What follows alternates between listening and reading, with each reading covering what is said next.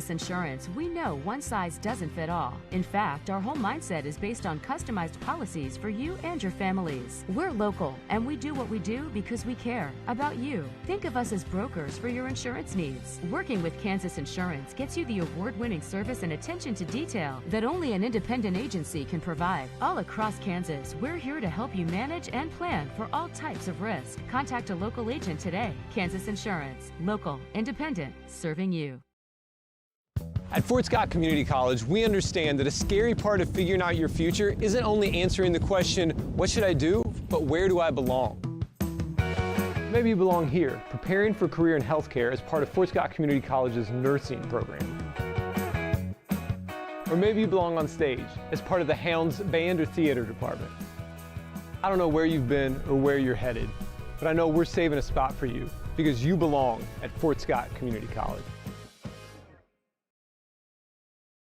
Are you looking for a trusted partner in pet care? Look no further than Eudora Animal Hospital, proudly serving Eudora and the surrounding area since 1975. Eudora Animal Hospital offers a wide range of services, including wellness exams, surgeries, routine vaccinations, and emergency care.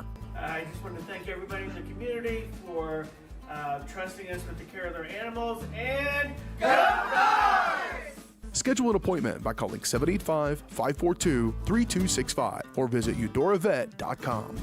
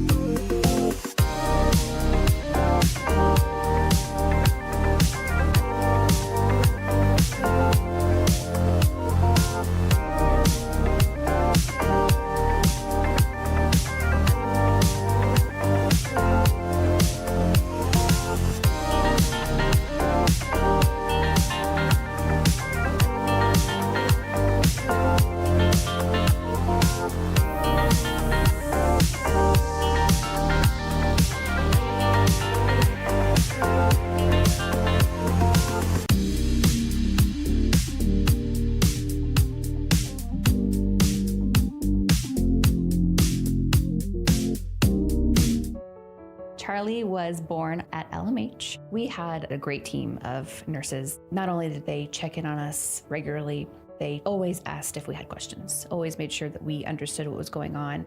I cannot say enough wonderful things about the labor and delivery, family birthing, and mother baby care team at LMH Health. We had to put our entire trust into their hands, and just everyone was so friendly and so supportive. For the best care for your pet, choose DeSoto Veterinary Clinic. Dr. Matt Fair and his team are dedicated to providing high-quality medical care with compassion and a personal touch. They treat every pet as their own, ensuring they receive the attention and respect they deserve.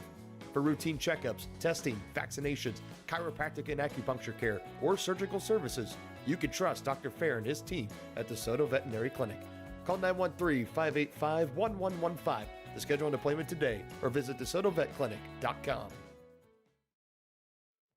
At Fort Scott Community College, we understand that a scary part of figuring out your future isn't only answering the question, what should I do, but where do I belong? Maybe you belong here as part of Fort Scott Community College's John Deere Tech program.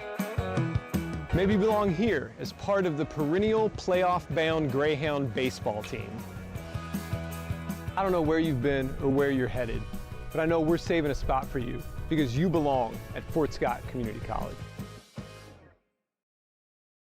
At Kansas Insurance, we know one size doesn't fit all. In fact, our whole mindset is based on customized policies for you and your families. We're local, and we do what we do because we care about you. Think of us as brokers for your insurance needs. Working with Kansas Insurance gets you the award-winning service and attention to detail that only an independent agency can provide. All across Kansas, we're here to help you manage and plan for all types of risk. Contact a local agent today. Kansas Insurance. Local, independent, serving you. This is your home for the Cardinals. Eudora Sports Live.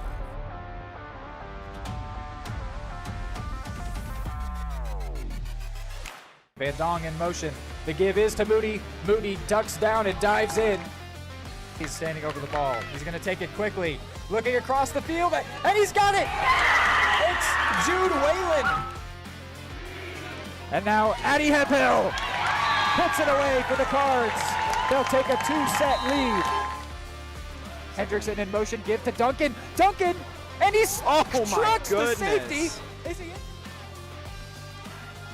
It's time for the Cardinals on your home for Eudora High School Athletics. Eudora Sports Live.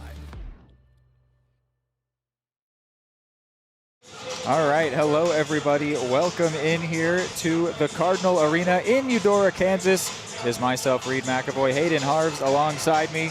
We are starting pretty quick here as the JV game ended with a running clock, so we are just going to get going right away. We'll give you a pregame show for the boys game, but I think it's actually a good practice, Hayden, to throw in our information throughout the game as it goes on, and there is a lot to say between these two teams. It's going to be a good one, but that opening tip-off was brought to us by Wolf Diagnostic and Automotive. Since 2005, Wolf Diagnostic and Automotive, as we got a 3 right there for Alyssa Shawnick to get the Chieftains the lead, has been keeping Eudora moving. Find them at 208 East Street. From tune-ups to major repairs, they service all makes and models with honesty and care. Call 785-542-5152 today.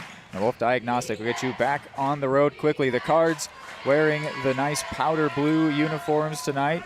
The Chieftains in black, and they've got an early lead here. These teams, as you can see on the screen, have both won 11 games this year. The Cards have only lost twice. Their most recent loss did come in Tonganoxie, but it was not to Tonganoxie. The mid-range shot no good there. Dieterding fighting for it.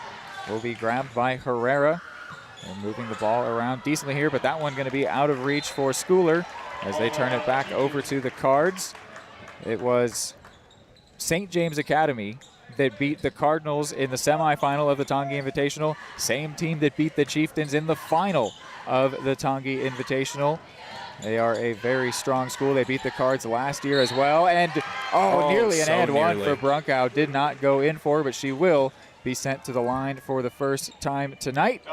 As we've got this matchup, we've deemed this matchup the Battle of 212. I literally took exit 212 to get here. And I think it's so funny just seeing that sign, Tonganoxie, Eudora right there. And they've also, there's a sign then that's got, you go right for Tongi, left for Eudora. And both teams have taken that left turn. The Cardinals actually stayed at home. The Chieftains took that left turn. Yep. And as you mentioned today coming into this one, as both free throws going to go for Brunkow there, there's not a whole lot of things these teams don't share in common coming into this one. 11 wins on the season for both. Both of them lost to St. James Academy. Both share an exit off the highway. But these are two very, very strong teams. It's not too often we see a really, truly strong roster come into Eudora to try to play these Lady Cards. So it's going to be a fun one here. Tonganoxie really comfortable shooting from 3 tonight. Jayla Herrera, the senior. And these Cards look stunned, Reed. It's not often that, I said, a good team comes into Eudora to give the Cards a challenge, and it's even rarer that they come in and stack a lead right away. Dieterding wanting to get one of her own, and she will. To put it bluntly, she has not been up to snuff for her where her standards would be in recent games, but she drained that one at a crucial moment for the Cards to bring it back within one. Crucial only because it was a rough start. I mean, we're way early on here. But it just felt like that was not going the way the Cardinals want their games to begin. But it might still get worse here. No, it will not go for Herrera. Well, and you and I know this Lady Cards team so resilient and so good at fighting through pressure. Ooh, that one goes off the lost knee of Herrera again. But and in the end, Lewis comes up with it. Dieterding drives into the paint, out for Brunkow. She won't go for that 3. Still moving it around. Dye says, I'll go for it. Does not get it. And taken down by Shawnick. And we talked about how resilient this team is, but that doesn't mean you want to make a habit of putting yourself in those high-pressure spots. Defense starting to click here. That's something they were really good at all year, along with the quick turnaround, and which Coulter will take a shot at. The Coulter sent to the line. Yeah, the defense for the Cards, that is the forefront of this team. They are just constantly stealing the ball, intercepting passes, and creating chances on the breakaway. And they do it so incredibly well, and probably the most dangerous part is how well they pair the steals on defense and taking possession away, and they almost effortlessly transition seamlessly right back into offense, going back the other way. And this looks like the kind of day where, at least early on, it's really going to matter how they handle those possessions. And after all that, we were opining, saying things not going their way. Cards have the lead here at home. I think it's just rare for us. It was a fantastic atmosphere in the games against Ottawa. The Cards tried to do their best to recreate that Cyclone home court advantage. It's a little bit more subdued right now. It was also the games played in reverse order. The boys' game was played first, so we got that buzzer beater from Cy Thomas. I'm sure fans will fill in more before we get to the boys' matchup, but this really is the much more intriguing matchup tonight. Two 11-win teams within the Frontier League where the Cards are undefeated. In fact, you want to go find the last time that the Chieftains got the better of the Cardinals. You're going to be looking back until January 2014, and that was in Tonganoxie that the Chieftains won as Lewis gives the Cards the lead right back. We are seeing the threes rain down right now for both teams as it is 10-8. The Cards are first to 10. But yeah, there have been some close games, but many that are not been close in the history between the recent history, the last decade plus between these teams, as Dye is going to get that one to go, and that will induce a timeout from Tonganoxie as the Cards have a 4-point lead. Things moving quickly here. We'll go ahead and take a quick break as well. At Fort Scott Community College, we understand that a scary part of figuring out your future isn't only answering the question, what should I do, but where do I belong? Maybe you belong here as part of Fort Scott Community College's John Deere Tech program. Maybe you belong here as part of the perennial playoff-bound Greyhound baseball team. I don't know where you've been or where you're headed, but I know we're saving a spot for you because you belong at Fort Scott Community College.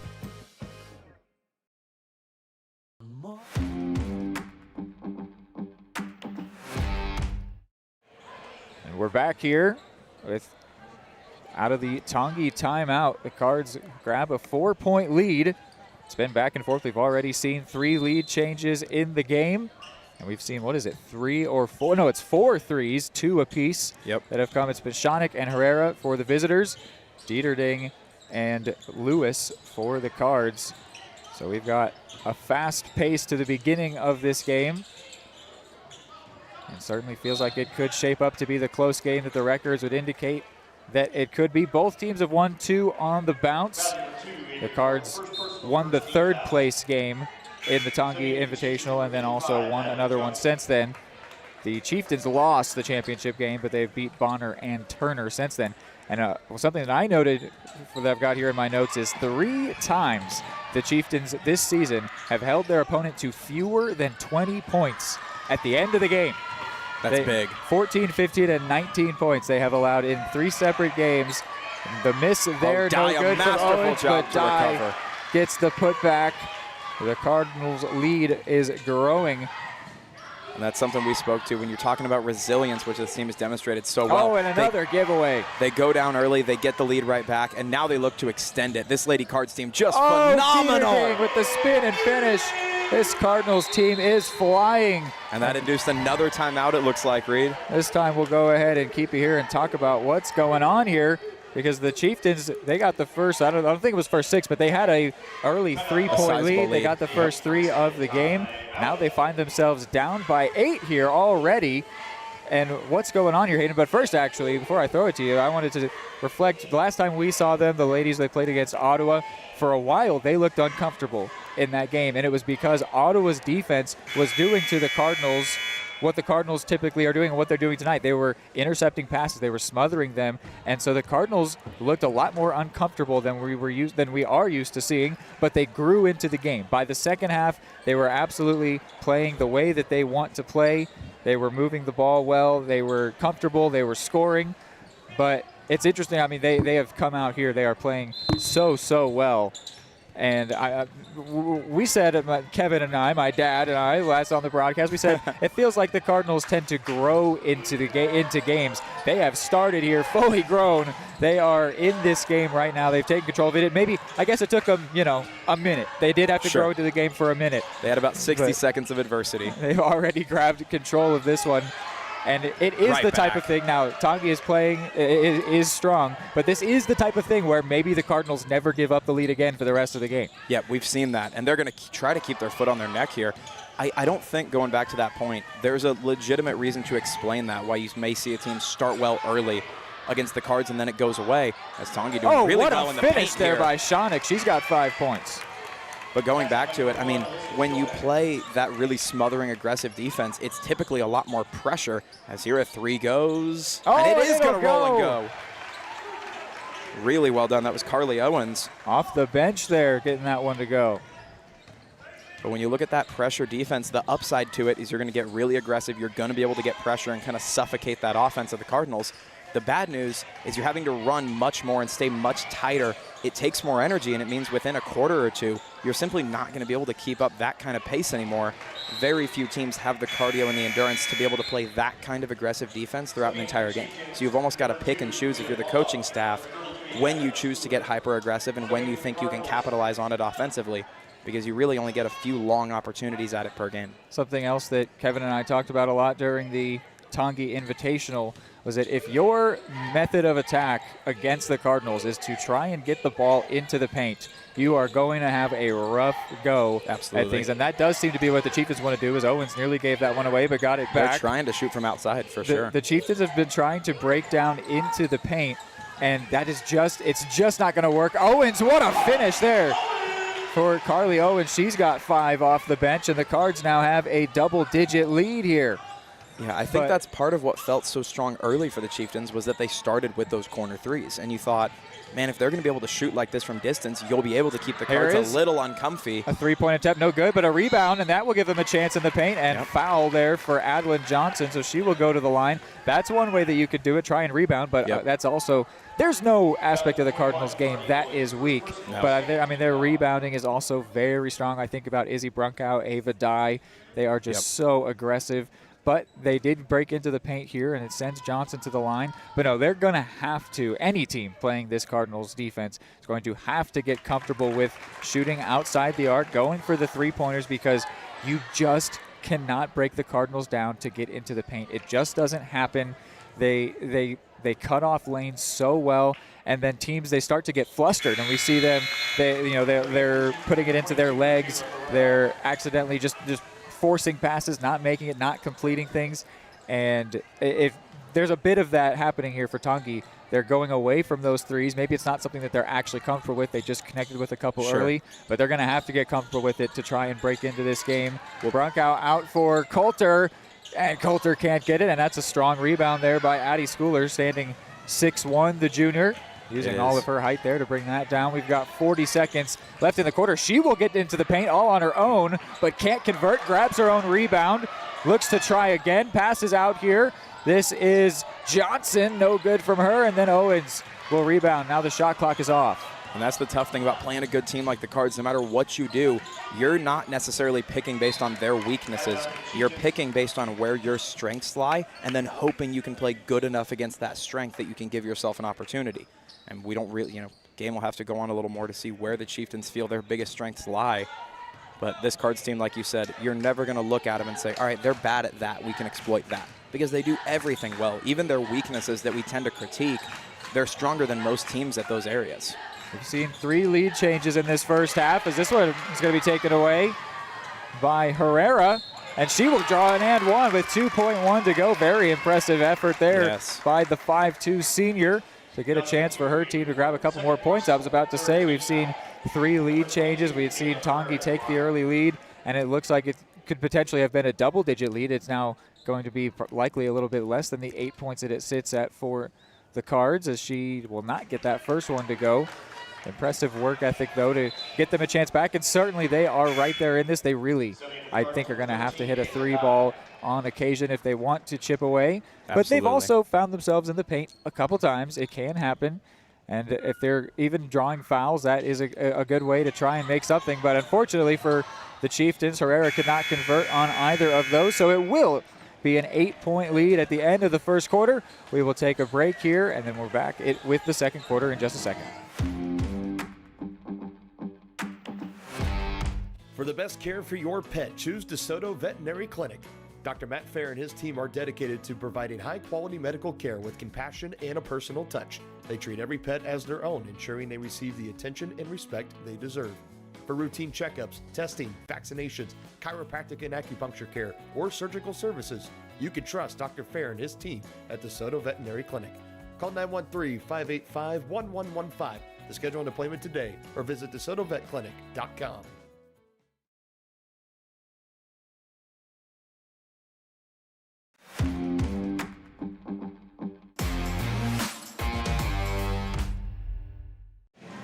All right, back here before we get into the second quarter. So it's an 8-point lead for Eudora, and at this point, that slow start, that slow maybe 60 seconds is a long in the rear view mirror. This is, when you look at the first quarter, the Cardinals dominated it. They controlled it. They played the way they want to, maybe even better than you could expect from them normally, which is crazy to say because this is a hot start. This is a tough opponent.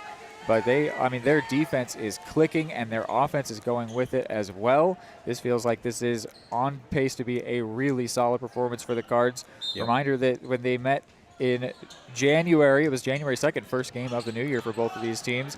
It was a 52-41 win for Eudora in Tonganoxie. Now they've got them here at home and already up by 8, maybe more. When you and I have talked about it quite a bit, Reed, the magic number for the Cards tends to be 50. And they are pushing the halfway point of that one through just a quarter of this game. As you said, looks like it's lining up to be a really strong offensive performance. Chieftains not done with their fight here.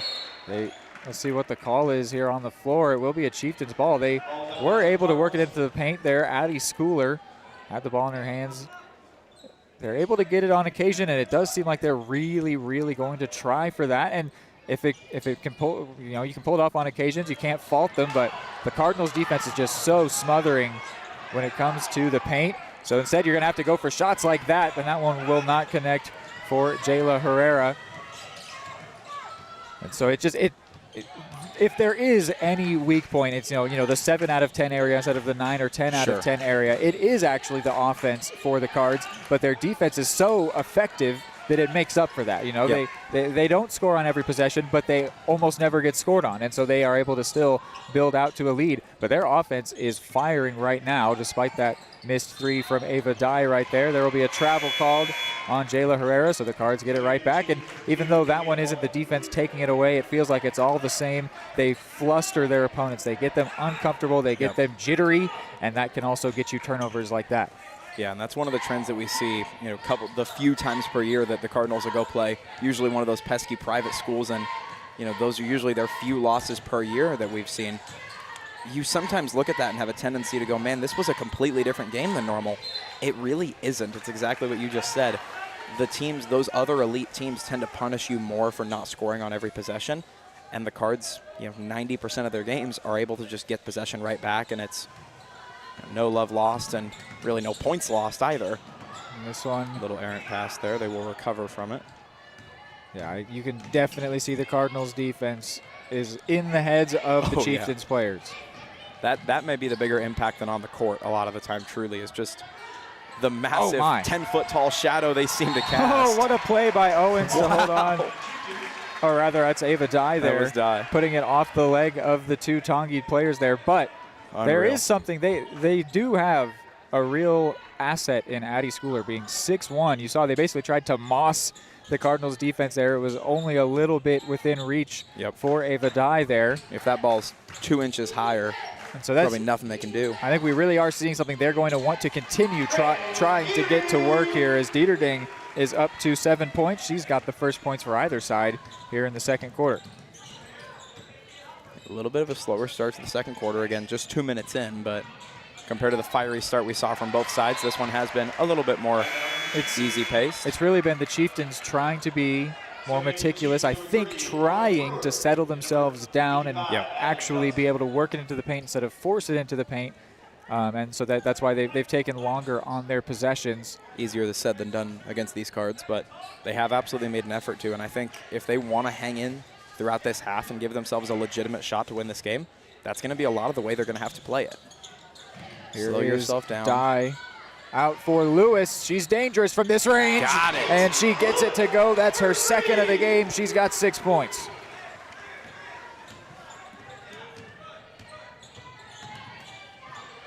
The Cardinals' lead continues to grow, and it could even do more now. Here's Lewis once again. She finds Dye out to Brunkow in the paint, off the glass and in. The ball movement in the paint from the Cards is so impressive. I mean, every single player on this court, you can tell, is on the exact same page, even when it seems like you wouldn't know where each other are at. I mean, it comes down to coaching and comes down to chemistry with these players because it always looks easy. Is the big frame of Schooler, and she will, they're going to call this on the floor? Has to be a shooting foul. No, it is a shooting foul. We'll send her to the line. Dieterding hit with the foul, and it will be Addie Schooler tasked with, no, they are calling this an inbound. That is surprising. I saw one of the officials put 2 fingers in the air thinking this was going to be a shooting foul, and it sure looked like it to me. But instead, the Chieftains will have to, off of this inbound, try and find their first points of the second quarter.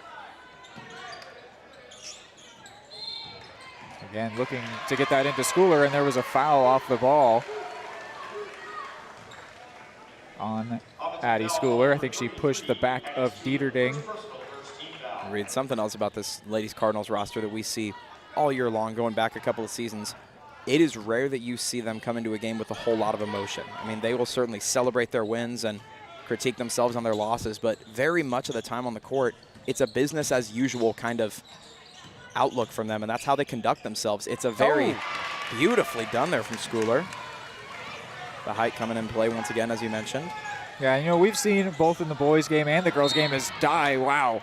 Gets a hand in on that one, and a whistle will blow.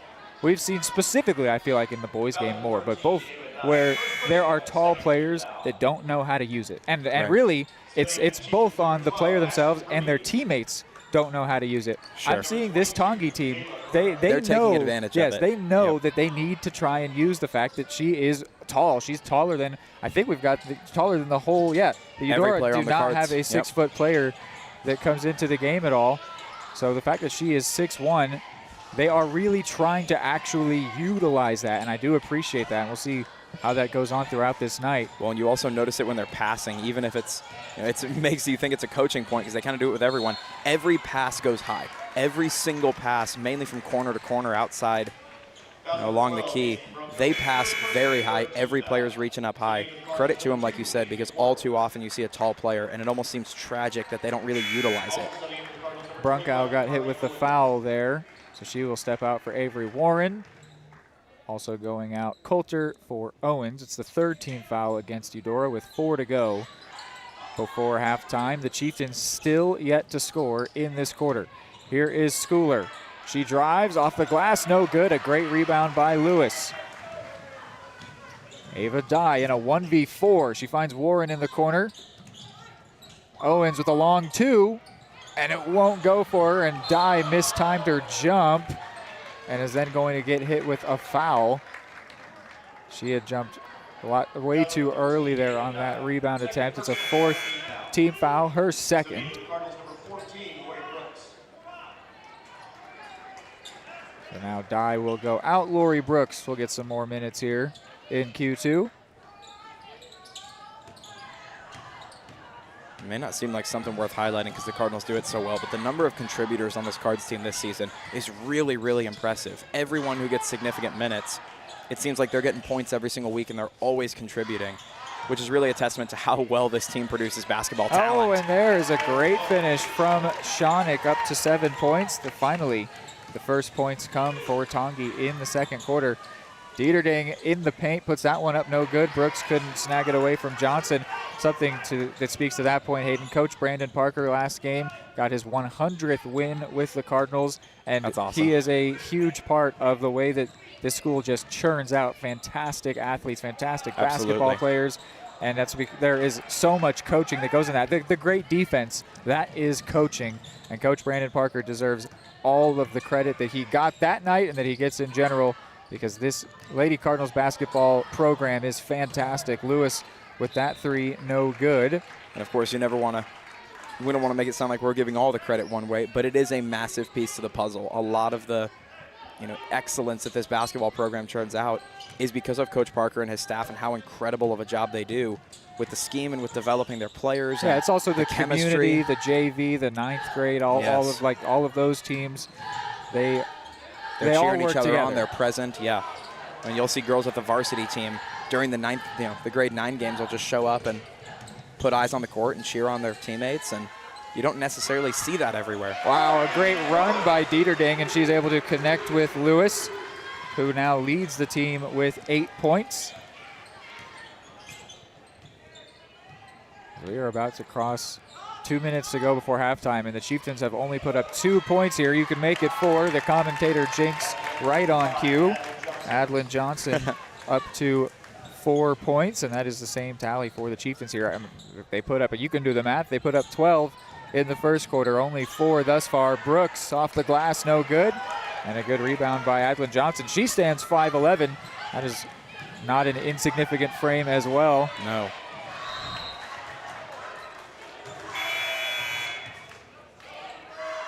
It's funny the amount of basketball that we watch where height really isn't a main factor. Right. I mean, you look at the NBA and that's all they're looking for. They want the guys that are standing 7'1". It's insane. It's kind of all you talk about sometimes. Yes, but it makes sense. It's high school. You're not. You've got the people in your community. Sure. But it is interesting seeing this Tongi team. I think I can confidently say I imagine a lot of their 11 wins, as there's a travel called here on this corner 3 attempt from Shonik, is going to come from the fact that they seem to know how to use their height. That's going to be credit to their coach. That's Austin Eckert. He's telling them, you are tall, let's use that. And that's the teammates as well. What a finish by Coulter. I'm honestly surprised there was not an and one call in there. Through a lot of contact, she's able to roll that one in. It goes back to what you said, trying to find the 7 out of 10 skill instead of the 9 out of 10. The Cards fight through the paint so well too. I mean, you can't find a whole lot of weaknesses in the game of this team just because we don't talk about it a whole lot. That 3 attempt there from Herrera wasn't the prettiest, but I think that's what they've got to go for at this point in the game. Absolutely. There's just no way. There's no other way back in with this deficit at this point. Whether or not that's going to be something they try to do to use the entire game, you've got to be chipping away, making more progress. Yep. Yeah.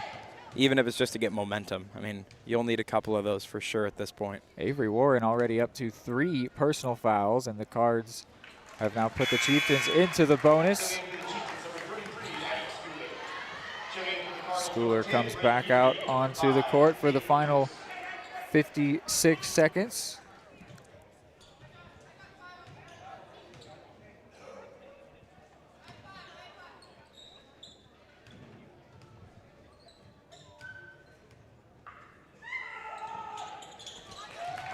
Shonik, the team's leading scorer, the game's leading scorer, in fact, with 9 points.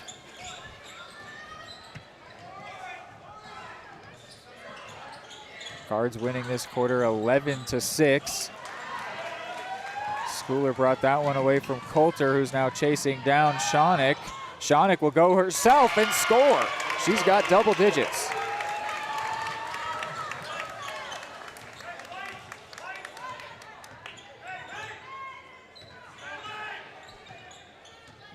Shot clock, there's like a 0.5 second difference. Yeah, now they turn it off actually.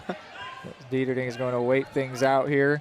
Cardinals comfortable with what they've already done. Might put a cherry on top here before we go to the halftime break. We'll have a halftime show for you.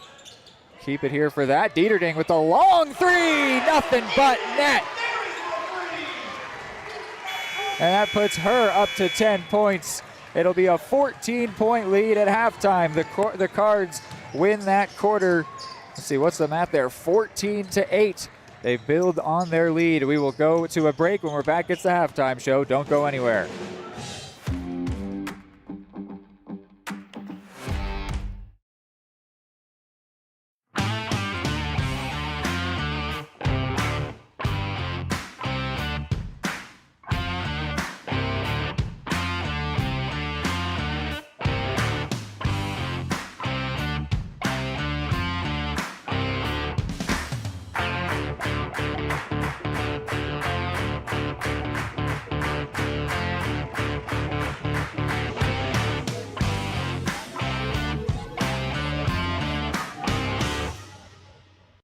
Are you looking for a trusted partner in pet care? Look no further than Eudora Animal Hospital, proudly serving Eudora and the surrounding area since 1975. Eudora Animal Hospital offers a wide range of services, including wellness exams, surgeries, routine vaccinations, and emergency care.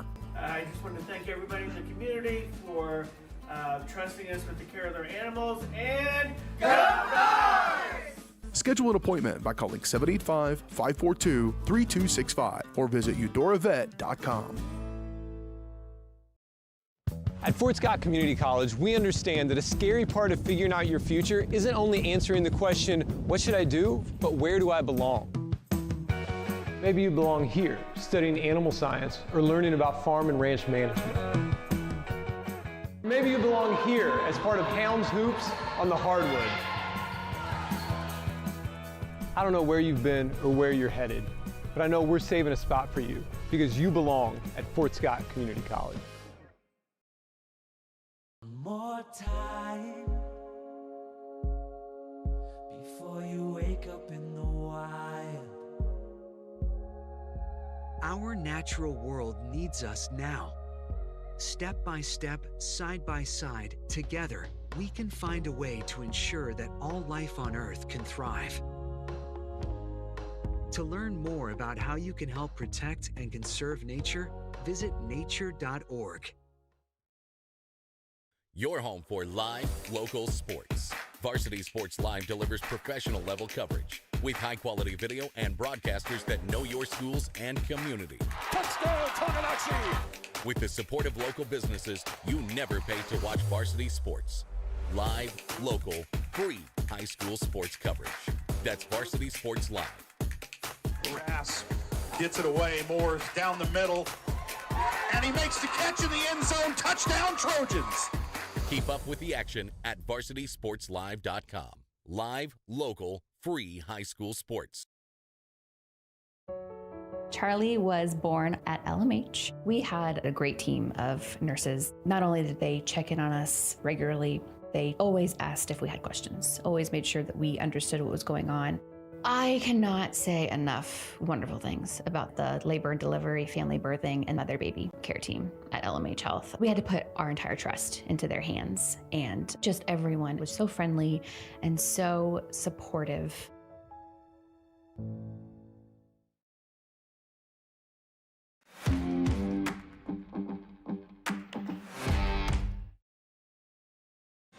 All right, welcome in here. Halftime show brought to you by Attic Storage of Eudora. Attic offers climate-controlled units, RV and vehicle storage, plus clean and move-in ready spaces. They are a veteran-owned, community-focused business that features monitored 24/7 access with friendly on-site managers. Rent, reserve, and pay online anytime at attic-storage.com. So Hayden, it has been a very, very well-rounded performance for the Cards. They've got 34 points. I mean, we know their magic number's 50.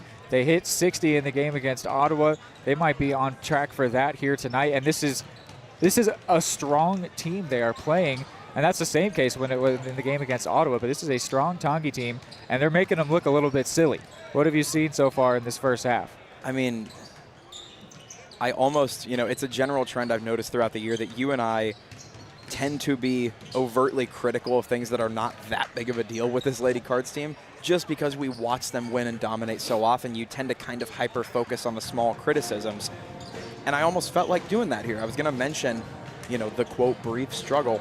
There was hardly any brief struggle. It was about a minute that they didn't look like themselves, and they almost immediately rattled off 2 possessions where they got right back to the lead.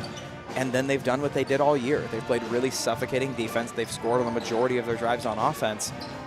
It's just such a strong team, and they have so few weaknesses, to the point where, as you said, a double-digit win Tonganoxie Chieftains squad midpoint of the season comes in and are really, really struggling to gain any sort of long, sustained run of momentum. Just a testament to how strong these Cards are, and they look as much like themselves as we've seen them all year tonight. Yeah, they are rolling really well. And we've actually seen them move away for the most part from the three-point ball. It's been on occasion from Lewis, but man, if they want to start taking those again, they could make this be a really crooked number. But there is still work to be done. A 14-point lead over a team that is capable. It's so different. I've noticed this over the years of calling high school sports and then watching professional sports, where it's in professional sport, in college sports, a comeback is always possible because of the quality of both teams. There's like this much difference. This is one of those games. There are going to be some high school games, especially with this Lady Cards team, where they will be running away with it, and literally that comeback, even though like technically possible, never going to happen because this team's, if the team they're playing is about to lose their 13th game of the year, they're not about to go on a 15-point comeback against a team that's potentially going to win state. But a team that's won the same number of games, very much so. This is actually, there is a chance there. So the Cardinals, I mean, not that you've said it, they don't let games come to them. They take the wins. They earn the wins. The Cards know that they've got to come out, keep working, keep that defense rolling, and they tend to be a second-half team. So I'm excited to see how this one wraps up. And then, as you can see on your screen, you've got the boys warming up there. Don't go anywhere after the game because it's a doubleheader. We've got the same matchup between the boys, the Cards, and the Chieftains, the Battle of 212, as we've called it. We're going to take another break here on the halftime show, but keep it on Eudora Sports Live.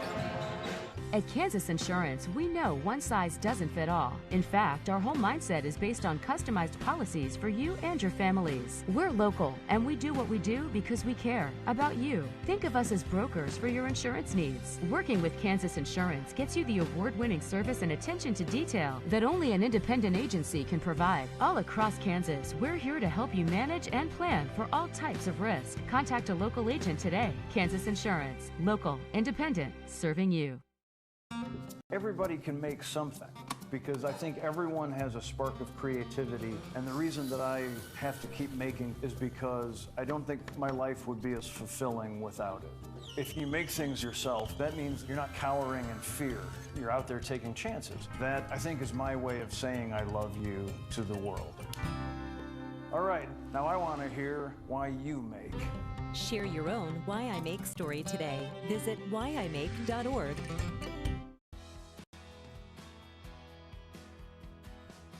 I used to drive an ambulance as an EMT, and I've always tried to be a safe driver. If people knew what I know, lives could be saved.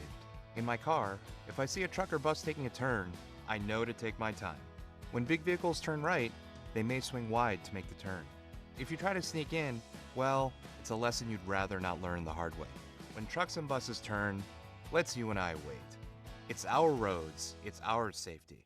Hey, I'm Mike Grope, here today to encourage you to connect with 811 before you dig. And I'm Micro, and I'm here because I love to dig in the dirt. It's true. He's also here because he's very small and not that bright. Here, for instance, we can see Micro doing what he loves to do. And here we can see the consequences of not doing what he should have done. Dude, why didn't you call 811? I forgot the number. See? Not that bright. Number one, obviously, is safety. We definitely call 811 to find out if there are any buried lines, fiber optic, whether it be telephone or pipeline or anything. Don't take a chance. Don't think you know and say, well, I don't remember anything being put in there. Call 811 and make sure that that's identified, that there isn't something there before you make that crossing. Because in the end, we want everybody going home.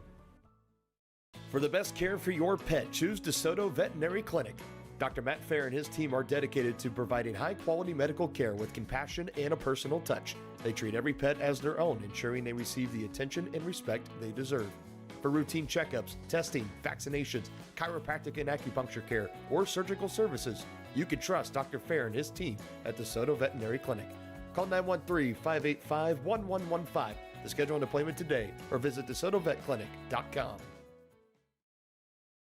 Are you looking for a trusted partner in pet care? Look no further than Eudora Animal Hospital, proudly serving Eudora and the surrounding area since 1975. Eudora Animal Hospital offers a wide range of services, including wellness exams, surgeries, routine vaccinations, and emergency care.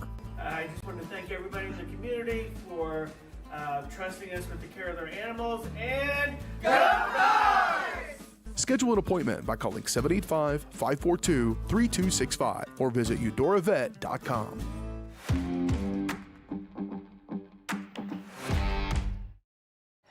Back here for the second half. Cards with the 14-point lead. The Chieftains will start with the ball.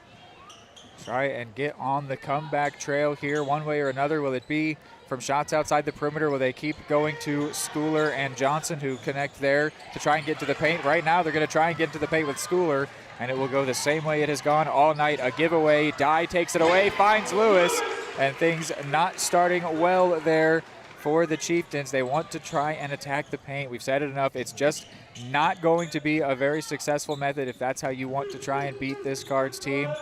But they do have some tall players. Schooler trying her best to find space against Ava Dye in the paint. Reed, it feels like something we've mentioned for the boys on the Cards side quite a bit. Getting into the paint is one thing. Executing with those opportunities is another. They've had plenty of good runs into the paint deep with Cards defenders right there. It's just a matter of finishing with those shots, because you don't look at the number of opportunities you get, you look at what you actually did with them. Both Schoeneck and Coulter on back-to-back possessions getting unlucky there. Schoeneck went for a nice left-handed finish. Here's a three-point shot from Johnson, and she drains it. That is exactly the type of shot the Chieftains will need if they're going to make their progress back into this game. Coulter. Here's Dieterding going from way downtown, right, no good. And this is an opportunity for the Chieftains. If you are able to finish with another strong possession, doesn't even have to be a three, just getting points on the board, that's a piece that you can look at throughout the rest of this third quarter and go, we know we are capable of moving the ball and scoring. Tough call there on Adeline Johnson, hit with the travel. She was thinking about the shot, thinking about laying that one off to a teammate. But I think it's big for the Chieftains that they got that three, not only because it's a three-point shot, but because it took them more than 6 minutes in the second quarter to get those first points. I think that's going to help them a lot to feel comfortable. They know they can score. They've gotten something. They currently are leading this quarter, even though it's just by a point. And so that'll help them move, I think, more comfortably than they did in that second quarter. Here's a pass all the way across to Brunkow, out to Lewis. She'll go for that three, and she will drain it. Goodness, Peyton Lewis is very quickly developing into one of the strongest shooters on this Cards roster. I mean, she's been so incredibly good at it. You could even dare say, behind Ava Dye, you could say her and Bryn Dieterding have been on fairly even level this year. I mentioned Dieterding still very prolific from three. That was something that I talked about while we were discussing Brandon Parker getting up to 100 wins, is it feels like every year the Cardinals freshmen and sophomores are the best players. Every year. Like those players grow up and somehow new freshmen and sophomores come in that usurp them for the title of best player on the team. Right. It is even though those ridiculous. players are still on the team. Yeah. Yep. I mean, this Cardinals team right now, undefeated within the Frontier League, just as they were last year. They're playing fantastic basketball. They have one senior. She contributes. Avery Warren is a great contributor to this team, and I think that it's also, she has a really big role off the court. They had a fun video as Schoeneck's going to find some space and score that one against Brunkow. They had a fun video where they were talking about who would you want to be with if you were stranded on a desert island, picking someone from the team. Yep. A lot of players picked Avery Warren. They said she's like the mom of the team. She keeps us all together. She is inspiration and also like keeps us in line. And so Avery Warren is super important on this team, but she is the lone senior on a fantastic team. Normally what makes a high school team great is they've got a bunch of seniors at the right time. Sure. That is not a worry for the Cardinals at all. It feels like the more freshmen and sophomores they have, the merrier. Dieterding rebounds that miss from Brunkow.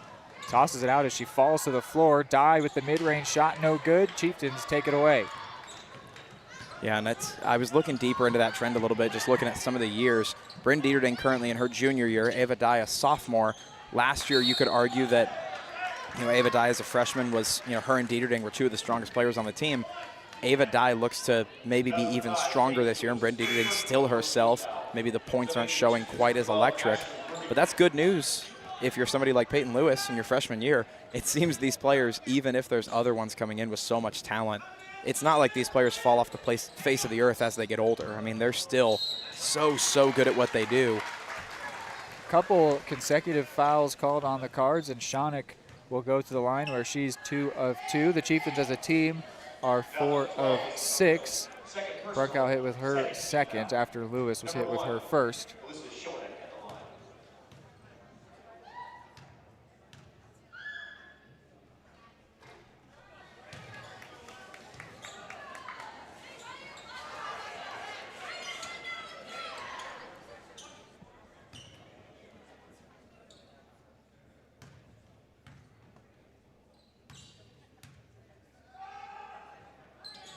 Shonik does get one of them to go.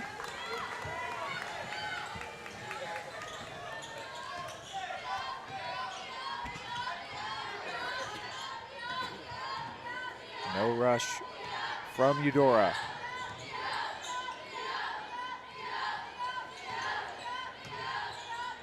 Lewis can't get it to go. Brunkow will rebound in the corner.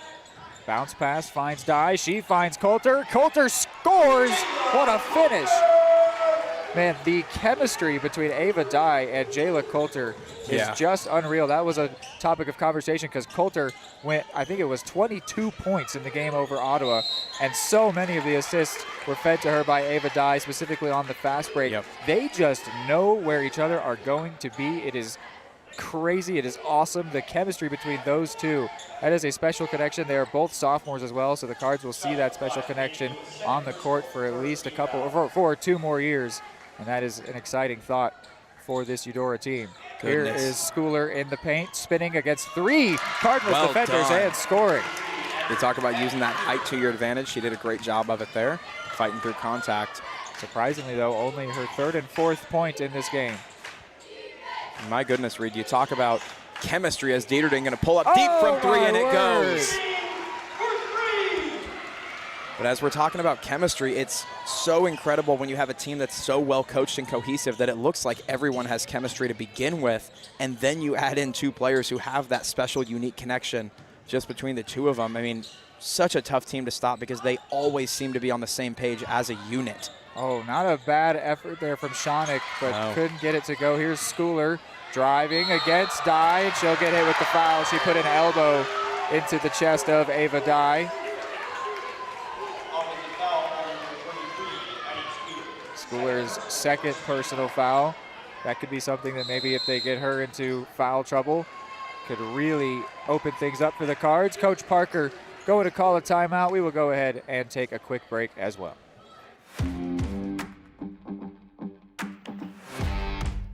More time before you wake up in the wild.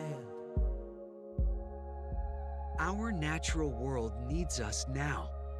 Step by step, side by side, together, we can find a way to ensure that all life on Earth can thrive. To learn more about how you can help protect and conserve nature, visit nature.org.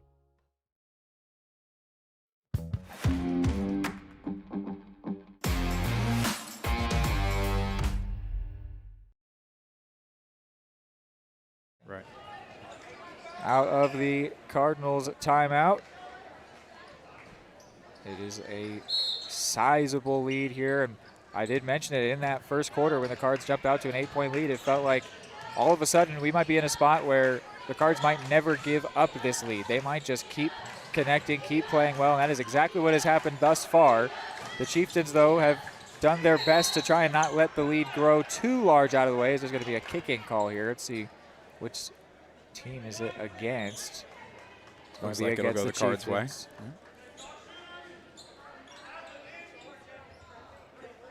And yeah, it's, you know, you can partially credit yourself. Here's Coulter pulling up from downtown, not quite going to go. Oh, what a snag by Dye, and then she'll get fouled to the line. She will go. I mean, we mentioned that effort, and sometimes it's, you know, us trying to foresee things a little bit, but also we've seen this movie before. We've seen it this year, where even if the Cards don't quite look great in the opening minutes, as soon as they seem to hit that flow state, it's just so tough to get them out of it. Schooler was hit with that foul, so she is up to 3 now. Owens and Warren come in. Mentioned it a few times throughout the season, but it's worth repeating. Avery Warren will be running track at Baker next year. She is a collegiate level athlete on this Cardinals team. Dye could not get either one of those to go. Looks like that one off the hands of Lewis, so it'll go Chieftains' way on the floor.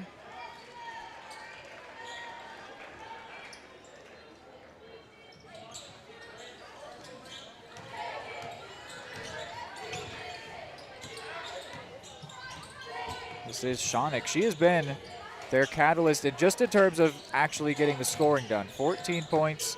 She's taken a lot of ambitious shots to try and just get something going for her team, and it has connected a few times.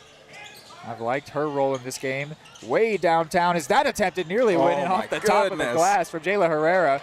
And the answer almost goes. Won't go either, and that one last out off Shonik. Goodness, I mean, you can't say anything about the Chieftains as far as lack of effort goes. They are fighting like crazy, and in the paint, they've been putting in so much work. You just don't see it as much on the scoreboard as you feel like you maybe should, because of how incredible this Cardinals team is at just completely smothering passing lanes and making it so difficult to move the ball well close to the basket. The bounce pass for Brooks out to Warren. Now Dieterding, 10 on the shot clock. Dieterding might just pull up from here. She thought about it. It's going to be time soon to get something off, and she will draw a shooting foul. That's probably the next best thing. We had said that, you know, this season, she has still been very solid. Yes. Absolutely. But she's had better seasons in the past, which is, you know, great, a compliment to her as well. If she can connect on these free throws, which she does get that first one to go, I'll be very confident that she is in flow state at this point. Yep. Because she has drained the threes, which is like, that is classic vintage freshman Dieterding, is hitting threes from wherever. She does get both those to go, because she's had some struggles at the line this year, which has really surprised me. That is where she is normally automatic. But as she gets up to 15 points tonight, she is having a really, really strong game. Well, it feels like we need to keep reiterating, we refer to that by her usual standards. Yes. When you have such a phenomenal freshman year, the bar gets set a little bit higher. She has still been absolutely phenomenal for this Cards team this year, and has been for her entire high school career. Here's Lewis on the breakaway, and Lewis off the glass. She's also got 15. No, Dieterding is phenomenal, and she already has a collegiate offer from Nebraska Kearney here in her junior season. She plays for MoCan. She is a leader on this team. But, you know, there have been other players, and, you know, it feels like if you had to give a Player of the Season award, you wouldn't give it to her, and that's just not been the case the last 2 years. Lewis in the corner! There's one of the main players on the Cards team currently making her argument. A freshman. They're not even saying she's a freshman anymore. They're just going straight to you can't stop her. You want to talk about the bar being set high. We don't even talk about what grade level she's at. Really well done. Shonik, though, the senior. I was complimenting her before. She's just going for it. And what else can you do? Gets that one to bank in and go. Dieterding once again. Yes! Wow. Yeah, she's on. She is on right now. It feels like we got Dieterding and Lewis going back and forth for who's the strongest player tonight, and I'm here to watch it. The Cardinals will take their biggest lead of the night into the fourth quarter. They've already passed that 50-point mark. Charlie was born at LMH. We had a great team of nurses. Not only did they check in on us regularly, they always asked if we had questions, always made sure that we understood what was going on. I cannot say enough wonderful things about the labor and delivery, family birthing, and mother baby care team at LMH Health. We had to put our entire trust into their hands, and just everyone was so friendly and so supportive. Are you looking for a trusted partner in pet care? Look no further than Eudora Animal Hospital, proudly serving Eudora and the surrounding area since 1975. Eudora Animal Hospital offers a wide range of services, including wellness exams, surgeries, routine vaccinations, and emergency care. I just want to thank everybody in the community for trusting us with the care of their animals, and go Dogs! Schedule an appointment by calling 785-542-3265 or visit eudoravet.com. All right, fourth quarter underway here. Cards almost doubling up the Chieftains here in a what we call the more intriguing matchup of the night, and it absolutely is. And this is not the first time where the Cardinals and their opponents have come into a game where you're thinking, you know, maybe this is going to be a team to upset the Cardinals. Maybe it's going to be close. And by the end, your opponent is looking for moral victories and just trying to glean information from the Cards as Dye with a putback puts her up to 6 points. You know, it's all of a sudden this is the type of game where it's like when the football team is playing against Hayden Catholic. You know, you're playing a team that's so strong, you want to just learn from them and learn playing a team that's at a higher standard. But that's not where we came into tonight. We came in saying maybe this will be a close game. It was only an 11-point win earlier in the season. But this is a strong, I mean, this is maybe one of the strongest performances, definitely one of the strongest, maybe the strongest performance for the Cards this season. Here's Shawnick from way downtown, no good, fighting over the rebound die. Is able to take it away from Kalen Weehee. And there's no secret about what the Cardinals want to do with every season like this. I mean, when the team is this strong and the coaching is as good as it is, phenomenal job by Dye to keep that one in bounds.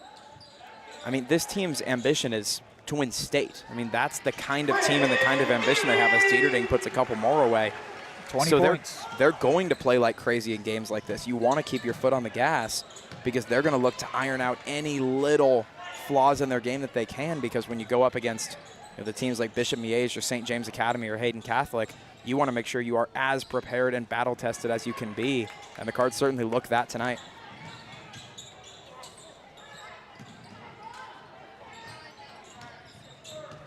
Schooler ready to check in alongside Adeline Johnson, the two tall Tongi players.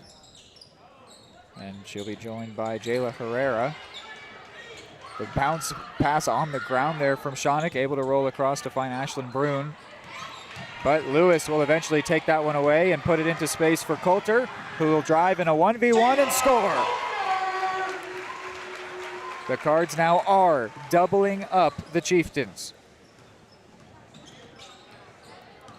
What would that have sounded like, say, 90 seconds into the game, 2 minutes into the game? Can't emphasize that too much. It is so early. Wow, really good job again. The Cards to keep that one in bounds and serves up Dye. A perfect opportunity, and she puts on a couple more.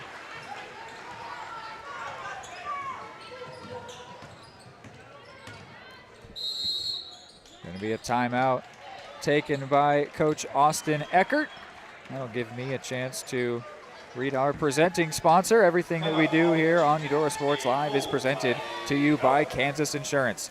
Kansas Insurance believes in taking time to issue personal care and attention to each individual client. To see how Kansas Insurance can help you protect what matters most, call 913-369-6600. Proudly bringing Eudora Sports Live to Cardinals fans everywhere.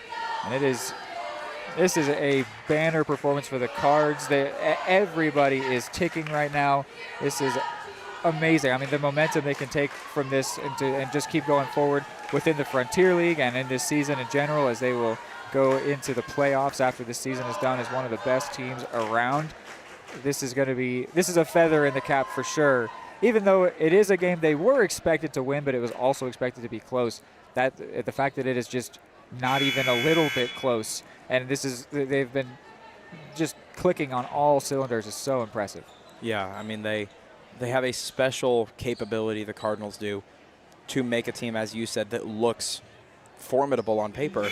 You look at the box score as you're scrolling by at the end of the year, and it's going to look like just another game. They went in, they played another team that was far inferior and got themselves a win. And that's just not the case when you look at this game. The Chieftains will go and beat really good teams throughout the course of this season. It's just truly a testament to how incredible these Cardinals are. And remember, as this one trying to move quickly, Jayla Herrera, not a bad idea, but didn't connect. Remember, thrice this season, the Chieftains have held their opponents to, oh my word, almost going in off the wire. That one would not have counted had it dropped. It's out of bounds when it hits that wire up there above the basket. But this Chieftains team 3 times this season has held their opponents to under 20. And the Cardinals are having one of their best offensive outputs all year. Here's Lori Brooks, and she will get that one off the glass. Those are her first points.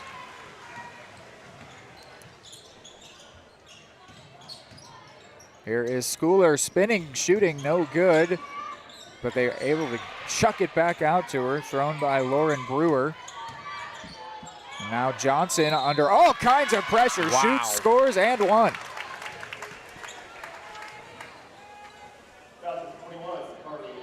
Johnson's up to 9. 4th team foul on the Cards, second against Owens. Second leading scorer for the Chieftains is Johnson, and now an opportunity to touch double digits on the day, which by any standard is an impressive day. You look at the output for the Chieftains so far in this game, you go, she was a massive contributor, and she will put that one away, so that's 10 on the day. And 3 for 3 at the line out there for the Cards. Kylie Bourne, joined by Emma Sarber, Aspen Spellman, Brooke Mulvihill. We saw, I think, every single one of those names that I just said check into one of the, I forget which, I think it was the first round matchup in the Tongi Invitational, and they all drained a 3 individually. It was fascinating. There's also, yeah, Marley Fulks as well. I do believe that every single one of those names, Kylie Bourne, Aspen Spellman, Marley Fulks, Brooke Mulvihill, and Emma Sarber, all hit 3s in the fourth quarter of that game. It was ridiculous. It made it look even more lopsided than it was. And I love seeing the way that these players play when they get in. As here's a way downtown shot from Herrera. Puts her up to 6 points. She's done that twice this game. But I love the way that these players off the bench play for the Cards. Their effort is to the maximum. It's incredible. They're so ready to have a larger role for this team whenever that calling comes for them over the rest of their time in Eudora. And you got to think that willingness to put those younger players in, to give them minutes, to just show that belief in them that we know you can go out and be productive. You got to wonder how much of a hand that plays and how incredible a lot of these players seem to be when they reach varsity, because most of them are very experienced, even at the JV level, or just those early years in varsity getting minutes. It really does help every player on the team. Carson Platt has checked in for her first minutes in this game. Chieftains will move into the bonus here for this final 2.5 minutes, which is a running clock at this point. This is Johnson, 3 of 3 thus far, 10 points, as we mentioned. The foul was on Sarber.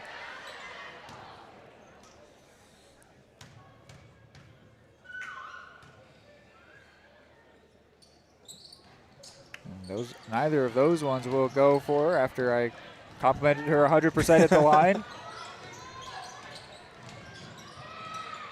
Sarber able to, well, no, only corralled it for a second. Brune comes away with it. She connects, and there's going to be a foul here. This will send Herrera to the line. She's 0 for 2 there, so I'm sure she'll make the next 2 now that I said that. Right. And Reed, as we fall into the final 90 seconds here, just looking at point totals for the Cardinals, they have scored in the 60s numerous times this year. Paola, they got 66 against Baldwin, 62, 69 against Olathe East. They scored 70 points just last week against Lewisburg and 75 against Atchison. Those are their 2 highest totals on the year. So it is one of the best games of the year thus far for the Cards, with a lot of these players getting early minutes. She did, in fact, hit both of those, so I should just stop mentioning trends, I suppose. We should never do it again. Here is Kylie Bourne. We've got a minute to go in this game. Driving is Spellman, and looking to try and find Bourne once again. Here now is Sarber. Folks into Mulvihill, and she's going to get that one ripped away from her. That's Lauren Brewer forcing the jump ball, which still favors Eudora.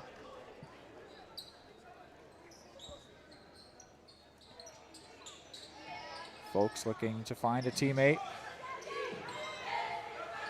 Lofts it up for Bourne. It's going to be stolen here by Herrera, who gets tripped up. And she will go to the line if she's all right to do so. Looks like she is. She hops right back up. See if she gets them both in before the buzzer sounds on the game. She might just get one of these off.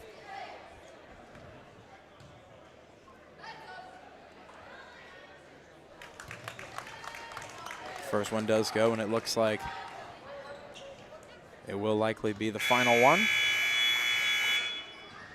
Go ahead and let her take it. Fire it. She gets them both. She does get that to go. So our final score will be 40-64. The Cards with a 24-point victory in a game where they had led by 34 at one point in that fourth quarter. They get their 12th win on the season. We'll go to a break, come back. Post-game show for this one, transition into pre-game show for the boys game. Keep it here for this doubleheader action.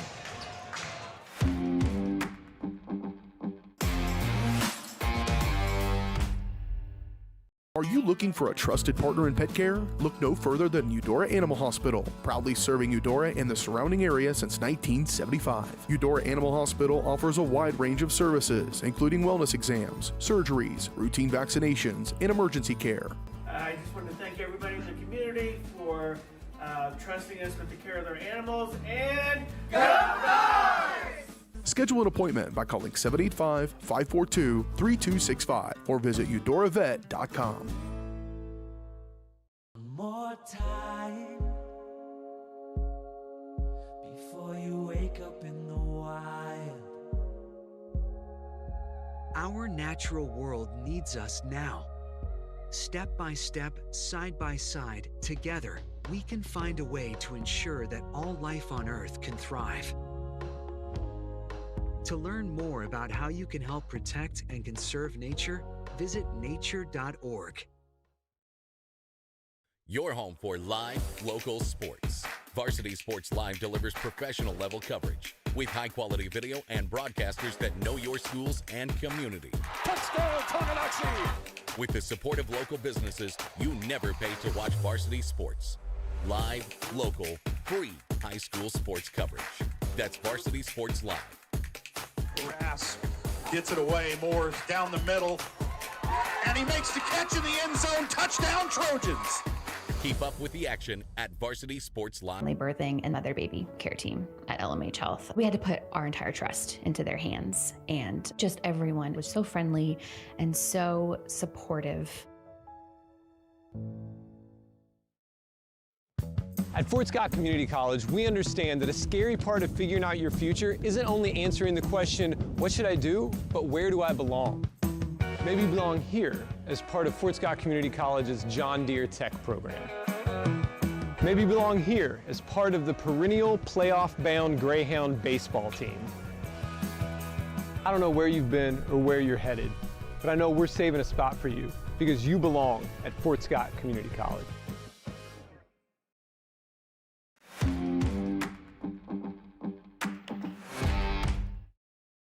Okay. Post-game show here brought to us by Eudora Animal Hospital, where for 40 years, Eudora Animal Hospital has been caring for pets and livestock with fair pricing, trusted service, and compassionate care. Pet owners from across the region trust their four-legged friends to Eudora Animal Hospital. To learn more, visit eudoravet.com. So, a 64-40 win for the Cards. They struggled for about 50 seconds and then absolutely dominated the game for every remaining second of it. I think this is maybe their best performance as a team. I know they've had bigger point tallies, but the defense was so smothering. The offense was great. And I appreciated the way that Tongi approached this game, and to see that the Cardinals still just shut that down without the height advantage. They were still able to get rebounds. They were able to hit from the perimeter. Tongi defended the paint very well. The Cards were still, though, able to create those fast breaks or hit threes or get their free throws. Whatever they needed to do, they did it. They got it done, and they did it with style. But Hayden, what did you think of this whole game and what this means for the Cards in the midst of this season as well? Yeah, it was great. I mean, per usual, we say that every single week, it seems like. I do agree with you. It is no slight towards the Chieftains or the Cardinals whatsoever when I agree with you. Early on, the way the Chieftains approached this Cardinals team, the way they kind of poked and prodded at this giant, this sleeping bear, right? I really liked it. I thought they had the right idea with how they wanted to try to limit the offense and attack with their own.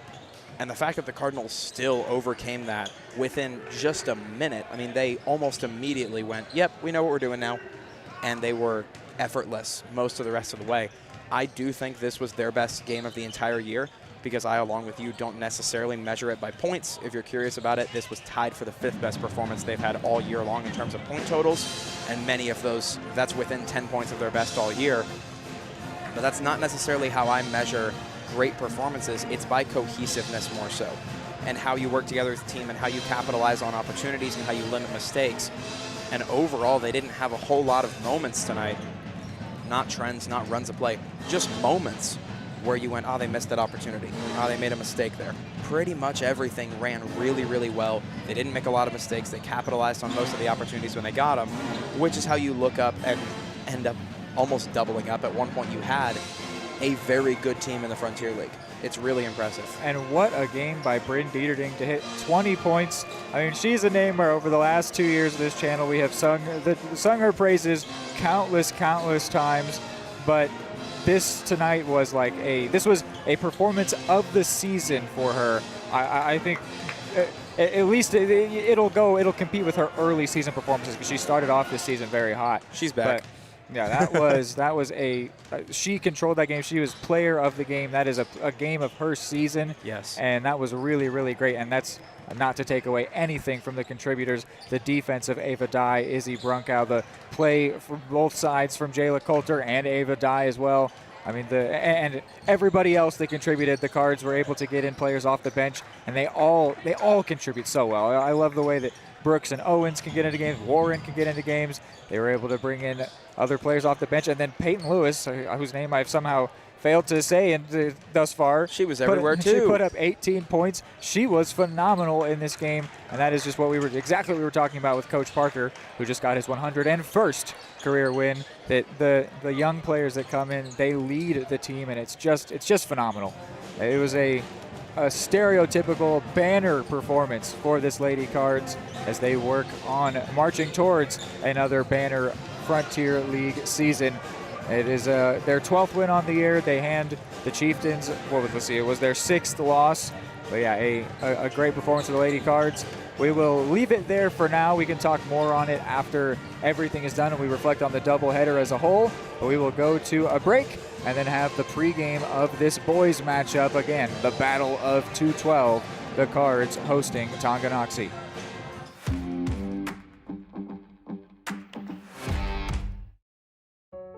Charlie was born at LMH. We had a great team of nurses. Not only did they check in on us regularly, they always asked if we had questions, always made sure that we understood what was going on. I cannot say enough wonderful things about the labor and delivery, family birthing, and mother baby care team at LMH Health. We had to put our entire trust into their hands, and just everyone was so friendly and so supportive. For the best care for your pet, choose DeSoto Veterinary Clinic. Dr. Matt Fair and his team are dedicated to providing high-quality medical care with compassion and a personal touch. They treat every pet as their own, ensuring they receive the attention and respect they deserve. For routine checkups, testing, vaccinations, chiropractic and acupuncture care, or surgical services, you can trust Dr. Fair and his team at DeSoto Veterinary Clinic. Call 913-585-1115 to schedule an appointment today or visit DeSotoVetClinic.com. At Fort Scott Community College, we understand that a scary part of figuring out your future isn't only answering the question, what should I do, but where do I belong? Maybe you belong here as part of Fort Scott Community College's John Deere Tech program. Maybe you belong here as part of the perennial playoff-bound Greyhound baseball team. I don't know where you've been or where you're headed, but I know we're saving a spot for you because you belong at Fort Scott Community College. At Kansas Insurance, we know one size doesn't fit all. In fact, our whole mindset is based on customized policies for you and your families. We're local, and we do what we do because we care about you. Think of us as brokers for your insurance needs. Working with Kansas Insurance gets you the award-winning service and attention to detail that only an independent agency can provide. All across Kansas, we're here to help you manage and plan for all types of risk. Contact a local agent today. Kansas Insurance. Local, independent, serving you.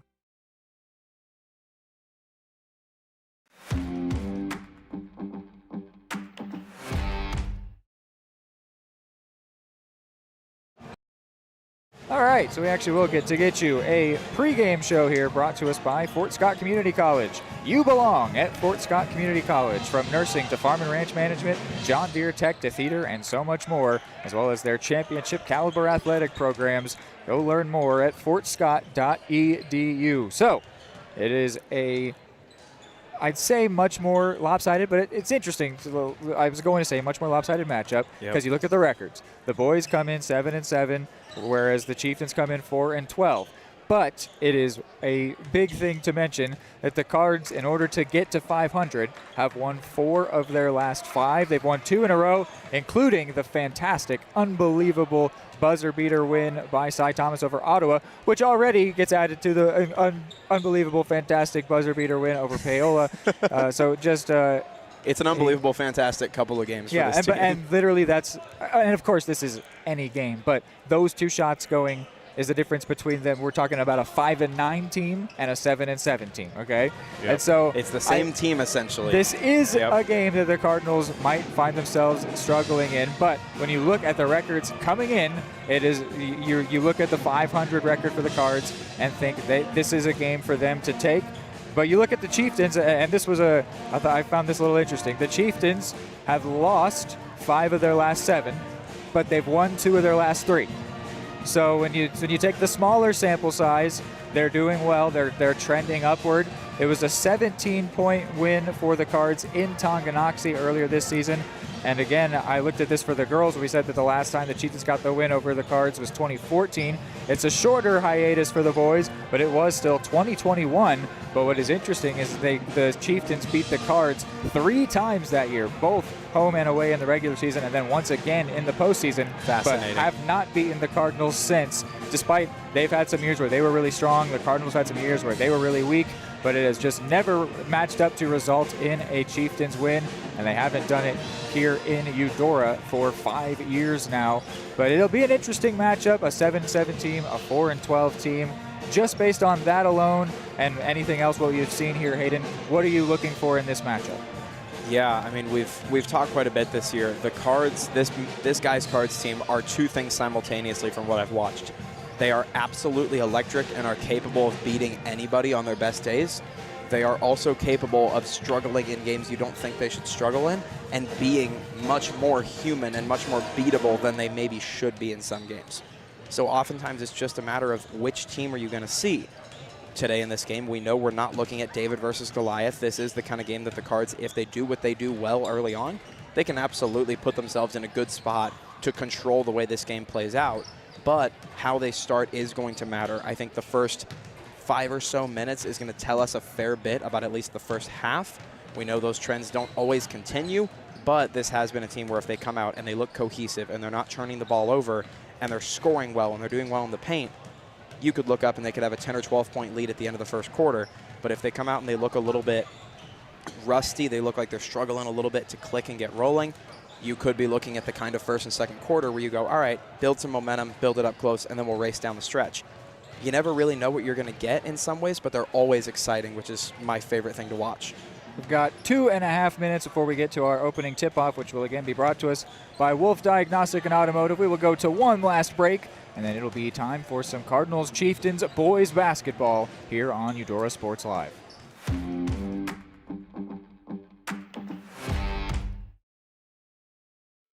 At Fort Scott Community College, we understand that a scary part of figuring out your future isn't only answering the question, what should I do, but where do I belong?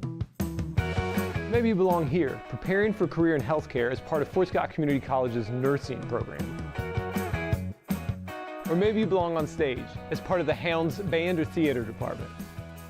I don't know where you've been or where you're headed, but I know we're saving a spot for you because you belong at Fort Scott Community College.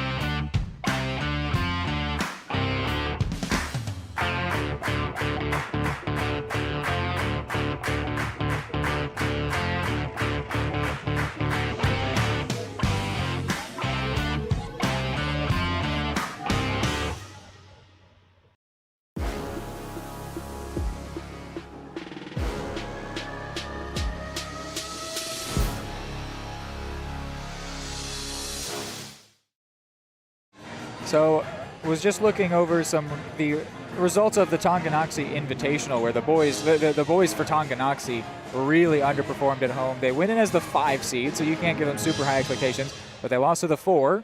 Then they lost to the 8 seed there that was in the tournament, Olathe North, and they did win the 7th place game over Schlegel. We'll get into the specifics, the numbers on that, after we hear the starting lineups here from the PA announcer. And now, the Tonganoxie starting lineup. Number 066 senior, Luke Brewer. Number 257 sophomore, Luke McCray. Number 15, 6'2 senior, Nolan McGuire. Number 23, 5'10 senior, Lachlan McCray.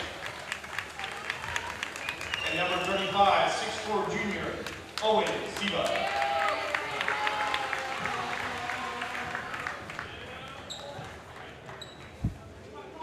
Now let's make some noise for your Cardinals!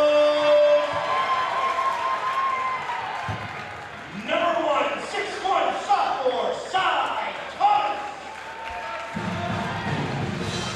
Number 3, 6'3 freshman, Hunter Hurdig. Number 4, 6'7 junior, Ryan Osborne. Number 24, 6'3 sophomore, Cash Schneider. And number 33, 6'2 senior, Cage Crable.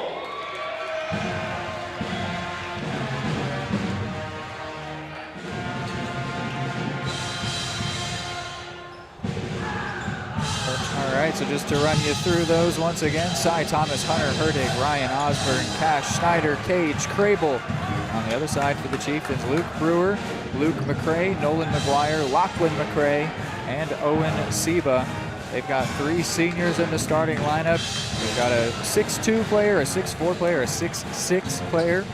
For the Cards, it is 1 senior, that's Cage Crable in the starting lineup. He stands 6'1", Schneider and Hurtig at 6'3", and Ryan Osborne at the ever-memed number 6'7".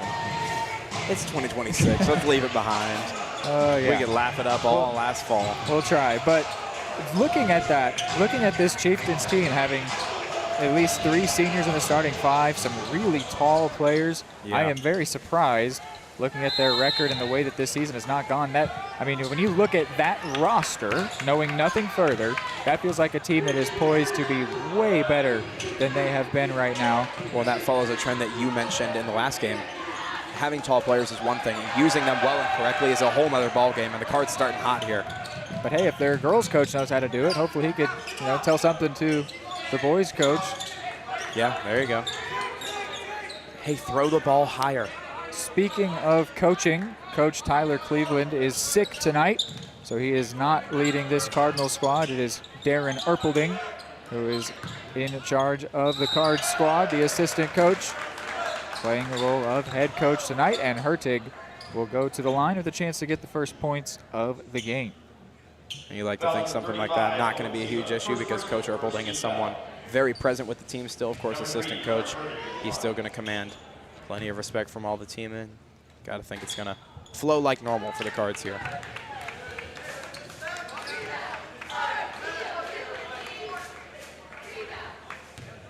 First one did not go for the freshman Hurtig. He does, though, give the Cards the lead.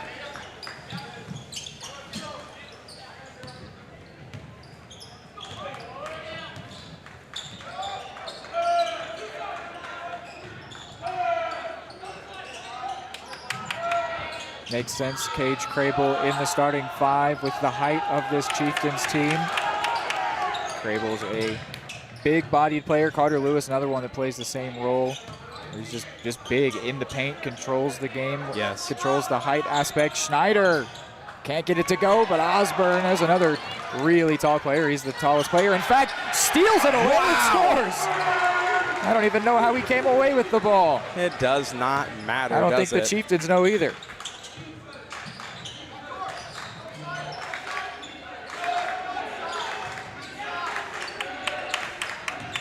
Cage Crable, since we're mentioning his height, as McCray pulls up from way downtown, is up to 8 collegiate football offers at this point.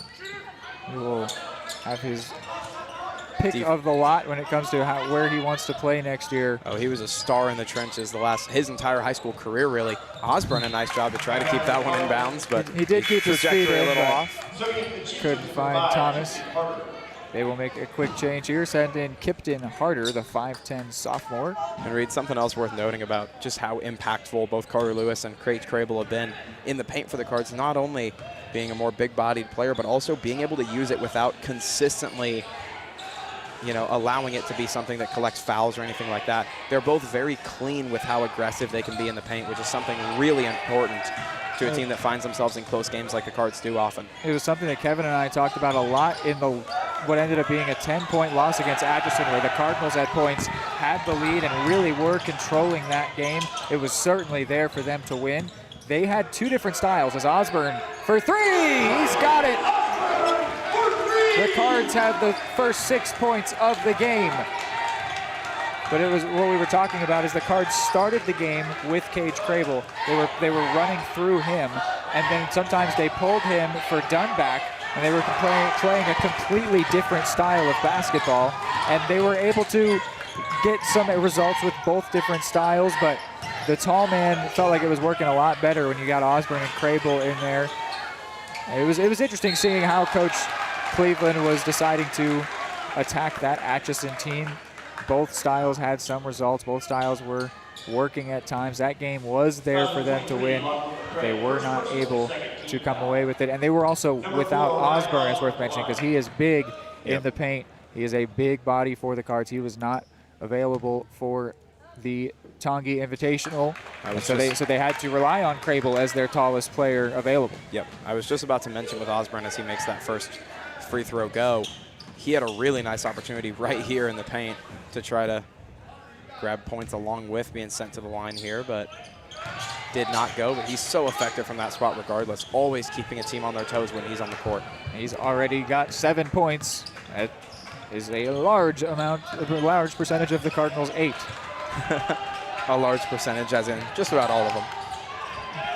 Floater there, no good, but grabs his own rebound. Kipton Harder.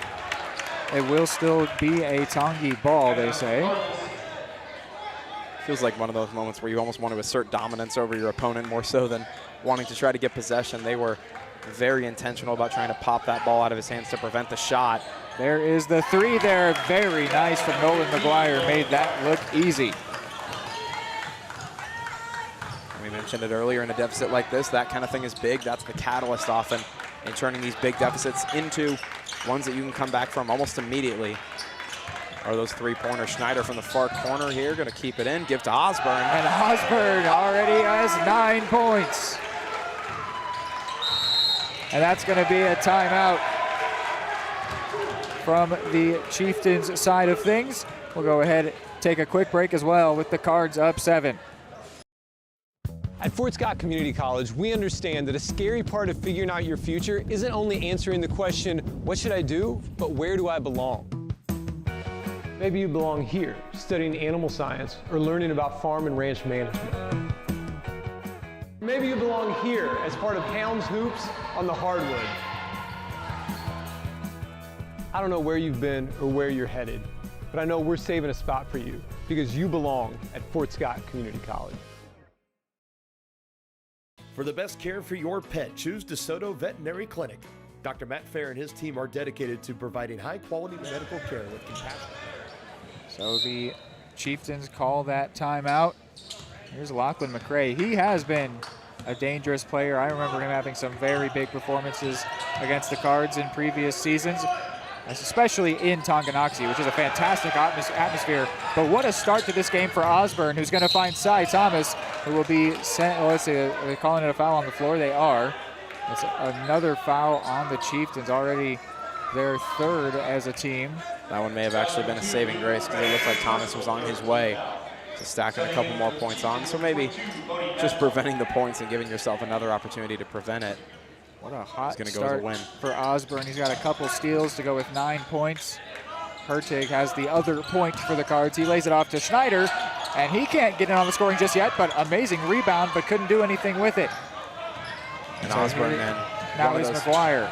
Osborne, one of those players where when he's on. Oh my, Keelan Duncan. Oh my goodness. Off the bench, robs McGuire, and Hurtig can't score it. Whole lot of action, not a lot of points here, but both teams electric on a couple of possessions. Tonganoxie going to try to slow things down just a little bit. A little regroup may be needed. In the paint here is Luke Brewer, and there's going to be a foul, so it'll be on the baseline. That's a first team foul against the Cards. Hunter Hurtig. First team foul. They will take out McGuire, who's got their only points thus far, and send in the 6'4" junior Owen Seba.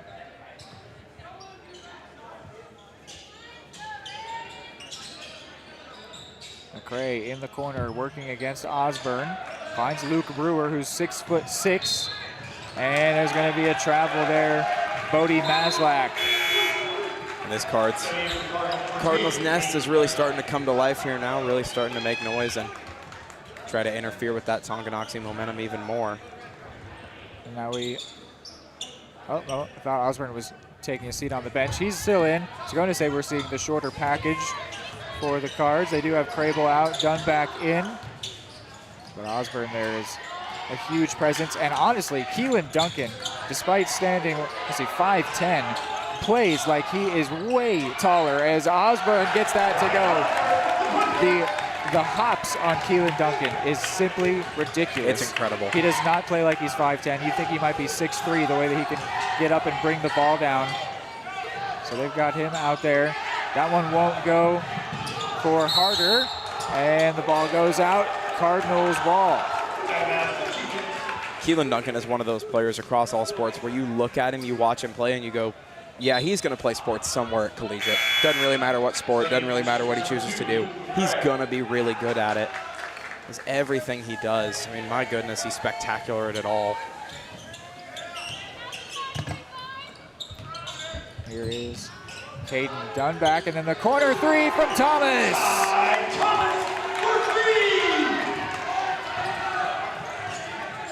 Maybe we should just put the clock at 5 and have Cy Thomas shoot every time. That might work pretty well. The man that's got 2 buzzer beater threes. They were both from way downtown. Grabs that one in the corner.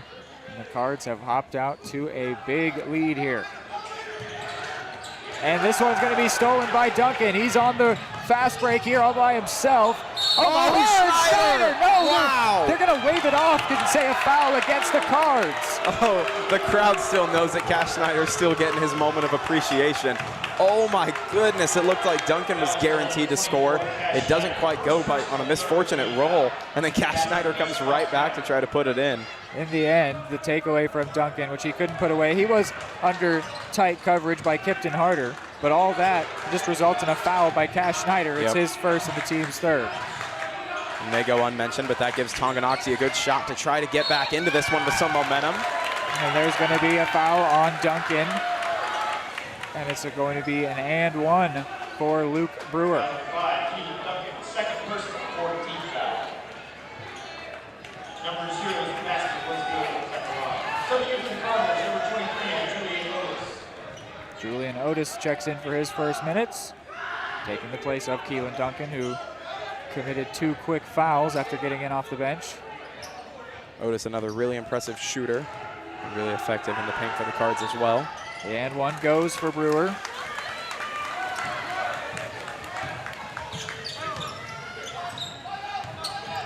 Osborne with the mid-range. Won't go. Taken down by McCray. Could have maybe been a travel call there as McCray set his feet, but he does get those to go. And I should clarify. Oh my goodness, Cash Schneider just about. Gets the first one, he'll end up falling to the floor. I should differentiate between Lachlan McCray and Luke McCray. Both made the starting 5 tonight. That foul called on Owen Seba is the team's 4th. Sends Schneider to the line.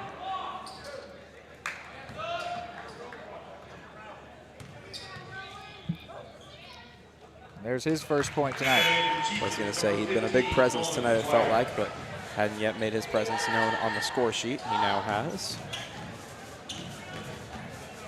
And still, despite the run of momentum, that point means the Cards currently sit double the Chieftains early on.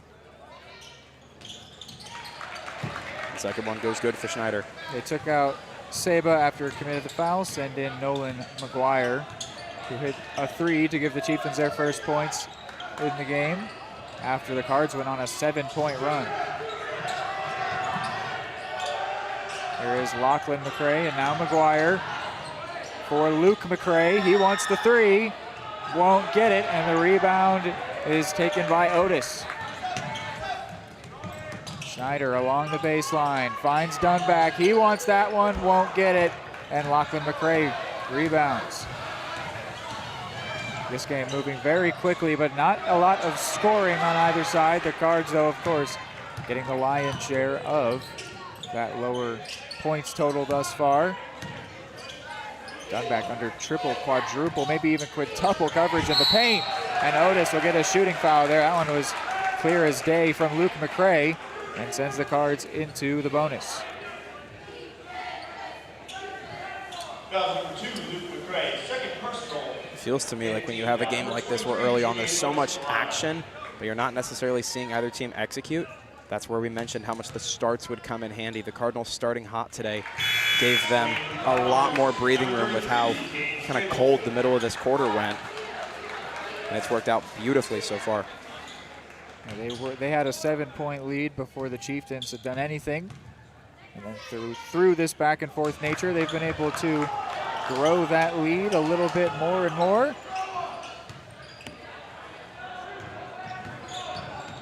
Right now they're going to be feeling very good with the score heading towards the second quarter. Here's Luke McRae. Now Nolan McGuire, he's already got one tonight, make it 2.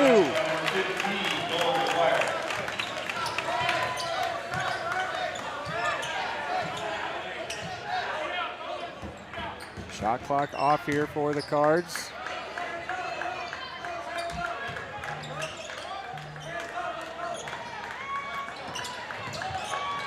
Dunback for Thomas.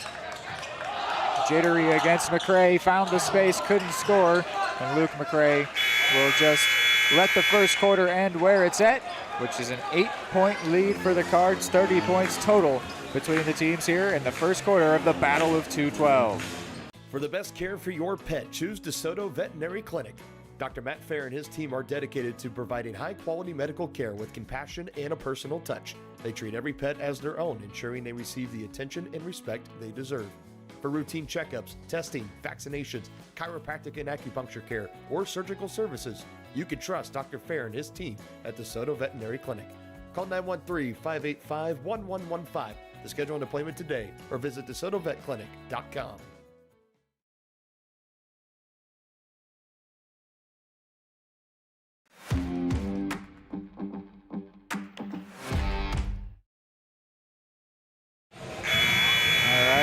Back out of the quarter break with the Cards up 8. It was a bit of a chaotic quarter there. The Cards grabbed the first 7 points, most of them coming through Osborne, who already is into double digits. He's in fact got 11 points.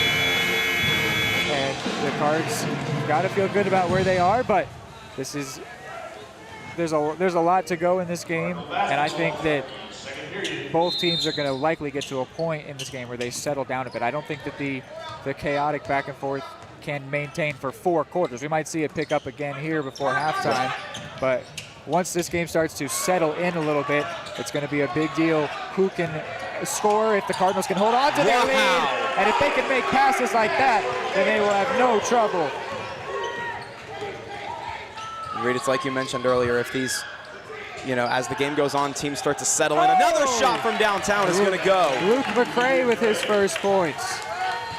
But as this game goes on and these teams both start to settle in a bit, playing really clean and not making a lot of errors is going to matter that much more. The Cards cannot rest on that lead here. You've got to continue to play clean ball down the stretch and not let the Chieftains creep up to you. Oh, and a giveaway there. Lachlan McRae.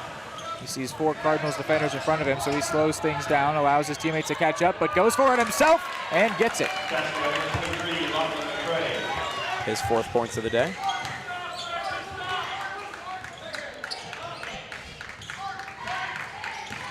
Dangerous man, Cy Thomas, able to get it out to Otis just barely.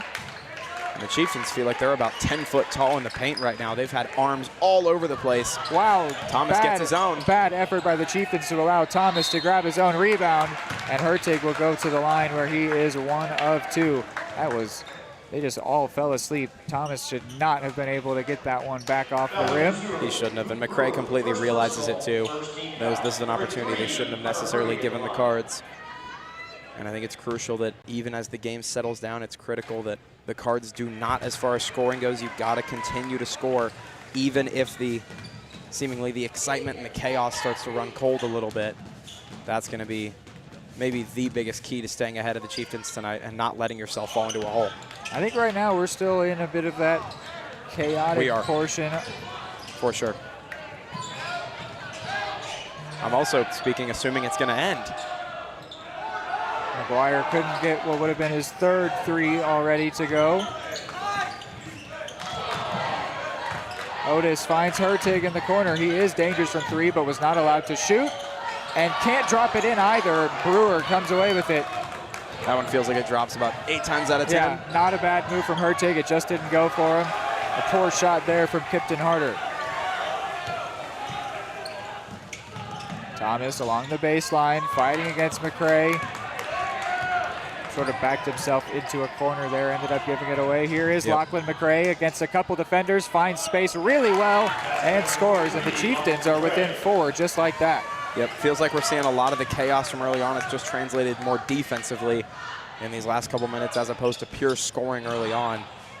But McCray has done a really good job to be that main scoring point for the Chieftains, even where both teams have struggled a little more here as of late. Nice effort by Hertig. Hertig, a great job to keep that one in. And here's Schneider in the corner, finding very little space against Harder, but scoring anyway.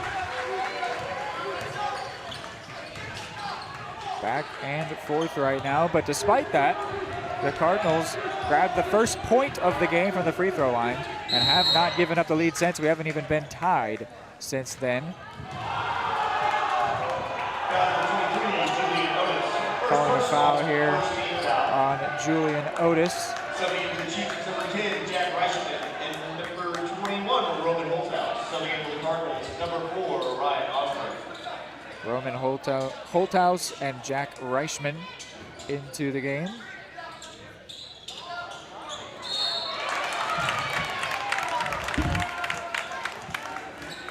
Got another foul here. This one Foul number 33, James Crable. goes against Crable. Number 21, Roman Holthouse at the line. So right off the bench and straight to the free throw line goes the freshman, the 6'1" freshman, Roman Holthouse.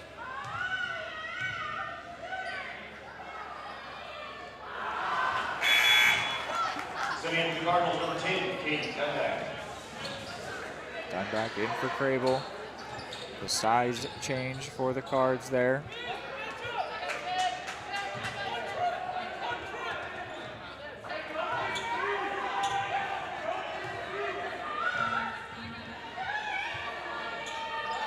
And neither go for the freshman, but they grab the rebound only for a second. Thomas trying to steal it away, still with the freshman, and he lost the handle on it. What a sequence there. We are definitely still in that chaotic portion of the game, Yeah, Hayden. absolutely. And we will exit at some point, but I certainly expected that we'd be out of it at this point. Not complaining. It's making for a fun game to watch. It's fun as long as the Cards still have that lead, which Absolutely. they do. It has been as large as 12. At this point, it sits at 6, and it might get a little smaller here. Jack Reichman is going to get a shooting foul there on Schneider. Crowd certainly loves it. Second personal, third team foul. It's the second against him. Number 10, Jack Reichman at the line. So Reichman also just in off the bench only moments ago. And straight to the line. Can he do better than his freshman counterpart? He does get the first at least.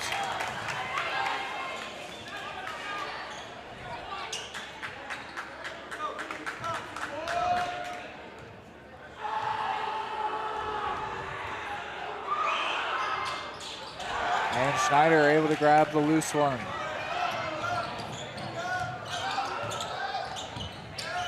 Cards have put up 5 points as far in the second quarter, make it 7. Thomas banks that one in.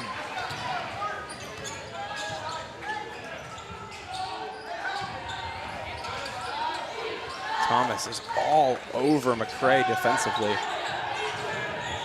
Here's Lachlan McCray. And McGuire nearly couldn't get the handle on it. Now it's Luke McCray. And then bobbled by Reichman. He's under pressure from Dunback. Finds Luke. And Luke McCray couldn't score. And then Osborne tips it away from Holthouse. Wow. I got to say, the two subs, Holthouse and Reichman, that the Chieftains sent in have not looked comfortable out there, certainly contributing to the chaotic nature of this game right now. Yep. Cash Schneider can't get that one to go. And then, yeah, that's a clear foul there. He's going to show a little bit of disdain for the call, but I saw that one. That's his third. Yep. And that's not going to be good news for Coach Erpelding and the Cards. No, that's something to keep an eye on for sure. And I'll toss you a prompt here, Reed. I don't think we're necessarily in territory to worry about it for either team yet, but it's crossing my mind.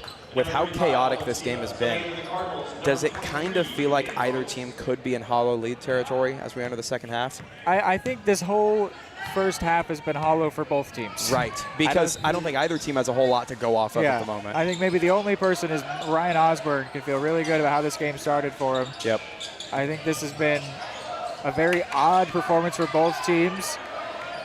And right now it's benefiting the Cardinals, but it could easily stop going their way. And it could do that when you could think maybe, I don't even know why it was going their way and why it's now not. Right. I think that this has truly been chaotic. And, you know, these quarters, these points, it all counts the same as true, perfectly calculated points. And so it matters to, filter through this chaos and execute and find points like Osborne has been able to do thus far, but not there. Otis rebounds. But no, it's Thomas all by himself, and we can't leave him like that. No, can't give him time to set it up. He's got 8 points, but yeah, Hayden, I don't know. I think this has been, I think the Cardinals can feel decent about the lead that they have, but that none of it has really been backed by, like, this is what we want to do, or this is how we're going to be playing this game. It's just kind of happening right now. And there's a three for Tipton Harder. He's got his first points off the bench. And that one was a lot of the same what Cy Thomas had. He was all alone with all time to set it up. Thomas gets fouled by McCray, a third team foul. And yeah, I want to mention it's, certainly don't bring that up as a slight either way. I just picture it. It's a good question. As somebody broadcasting it, I picture if the Cards were to, stumble a little bit, Chieftains put some threes together, if they were to fall into a slight hole, I wonder how they'd feel about clawing out of it, because as you said, both teams have just seemed jumbled all day long. If you are watching from the Tonganoxie side of things, thank you for joining with us as Lachlan McCray tips that one away. But we've got a phenomenon which we have given a name to. We call it a hollow lead. That's if both teams are playing poorly, and one team, though, is able to grab a lead while still not actually playing well. And so then if the other team grows into the game, that the team losing the lead, getting come back upon, has nothing to lean on. They haven't played well, and so they don't feel confident. They've seen themselves miss quite a few shots, but still had a lead. And then you add on the demoralizer of losing a lead, that it can feel like they're just never going to come back in this game. And all of a sudden they can't climb back. Yeah. And so we've called that phenomenon, because we've seen it many times in different sports. We called it a hollow lead. He asked if either team has got a hollow, if this is a hollow lead for the Cards. I think both performances here have just not really been what they want, but they are, they are executing to some extent, and the Cards have that lead right now. Big thank you for the explanation, because I do sometimes forget that we kind of coined that term. It's not necessarily and I assume a mainstay. Thomas can't get that to go. Crable, though, with a 1v3 rebound. I assume that the Eudora people tune in every game, but we are specifically doing another Varsity Sports Live team here. Sure. So figured we'd spell that one out.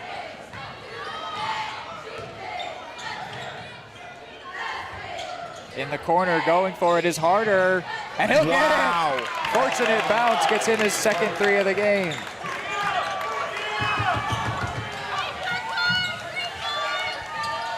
.30 seconds on the shot clock, a minute 20 before halftime. Osborne dealing with pressure from Saba.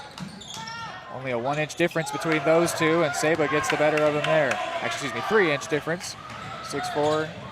They kind of play like it's close. Yes, it's 6'6" Luke Brewer that I was thinking of, and he'll drain that one. Wow. Just like that, they're within 1 point. And you can now feel the Chieftains crowd on our side really starting to pick things up. Tell by the videography out here that is moving over here on the Tonganoxie side.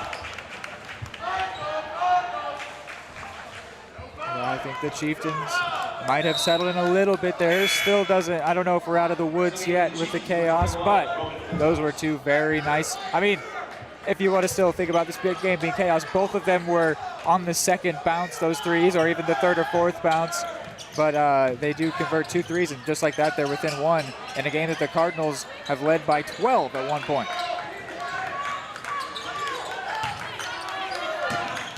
Osborne behind the back scores.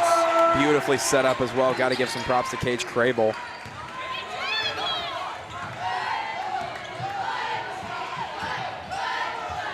Time counting down, shot clock off. Yeah. Thomas still all over Lachlan McCray. I bet the Chieftains look to tie this game before halftime just for what that would mean mentally, but they might also just go for the 2, take what they can get here. If they're going to give it away, can Crable get something off? No, a good stop there by Holthouse. Big stop. So it's just a 3-point lead after the Cards led by 8 through 1. They lead by 3 at halftime. We will take a break here and have our halftime show next.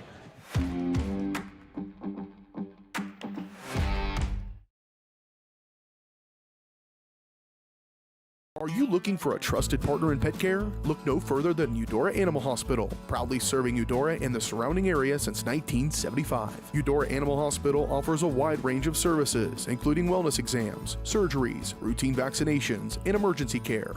I just want to thank everybody in the community for trusting us with the care of their animals, and go Cards! Schedule an appointment by calling 785-542-3265 or visit eudoravet.com. At Fort Scott Community College, we understand that a scary part of figuring out your future isn't only answering the question, what should I do, but where do I belong? Maybe you belong here, preparing for a career in healthcare as part of Fort Scott Community College's nursing program. Or maybe you belong on stage as part of the Hounds band or theater department. I don't know where you've been or where you're headed, but I know we're saving a spot for you because you belong at Fort Scott Community College. What would happen if I had to pick up the phone, call 911 for one of my family members or one of my neighbors? What would I do if no one was on the other end to respond? What if there was no 911? So you can be a part of the solution. Anybody can be a firefighter. Male, female, younger, older. We have school teachers. We have leaders in business. Is me, you, anyone that wants to be. There is no typical firefighter.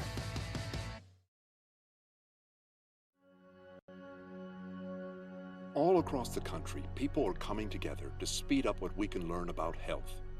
The All of Us Research Program is calling on 1 million people to join us as we try to change the future of health. For your family, for future generations, for all of us. Visit joinallofus.org and find out how you can become 1 in a million.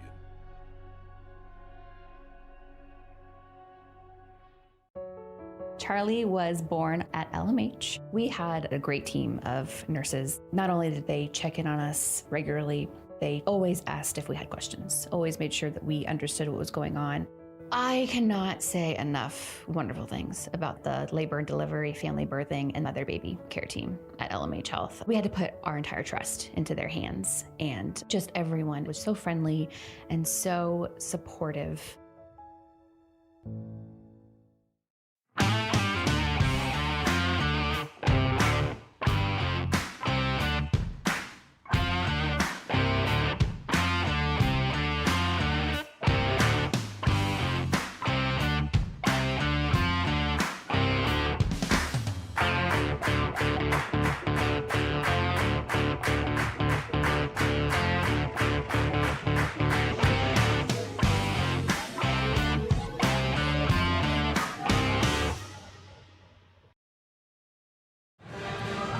All right, welcome in here. Halftime show brought to us by Attic Storage of Eudora. Attic offers climate-controlled units, RV and vehicle storage, plus clean, move-in ready spaces.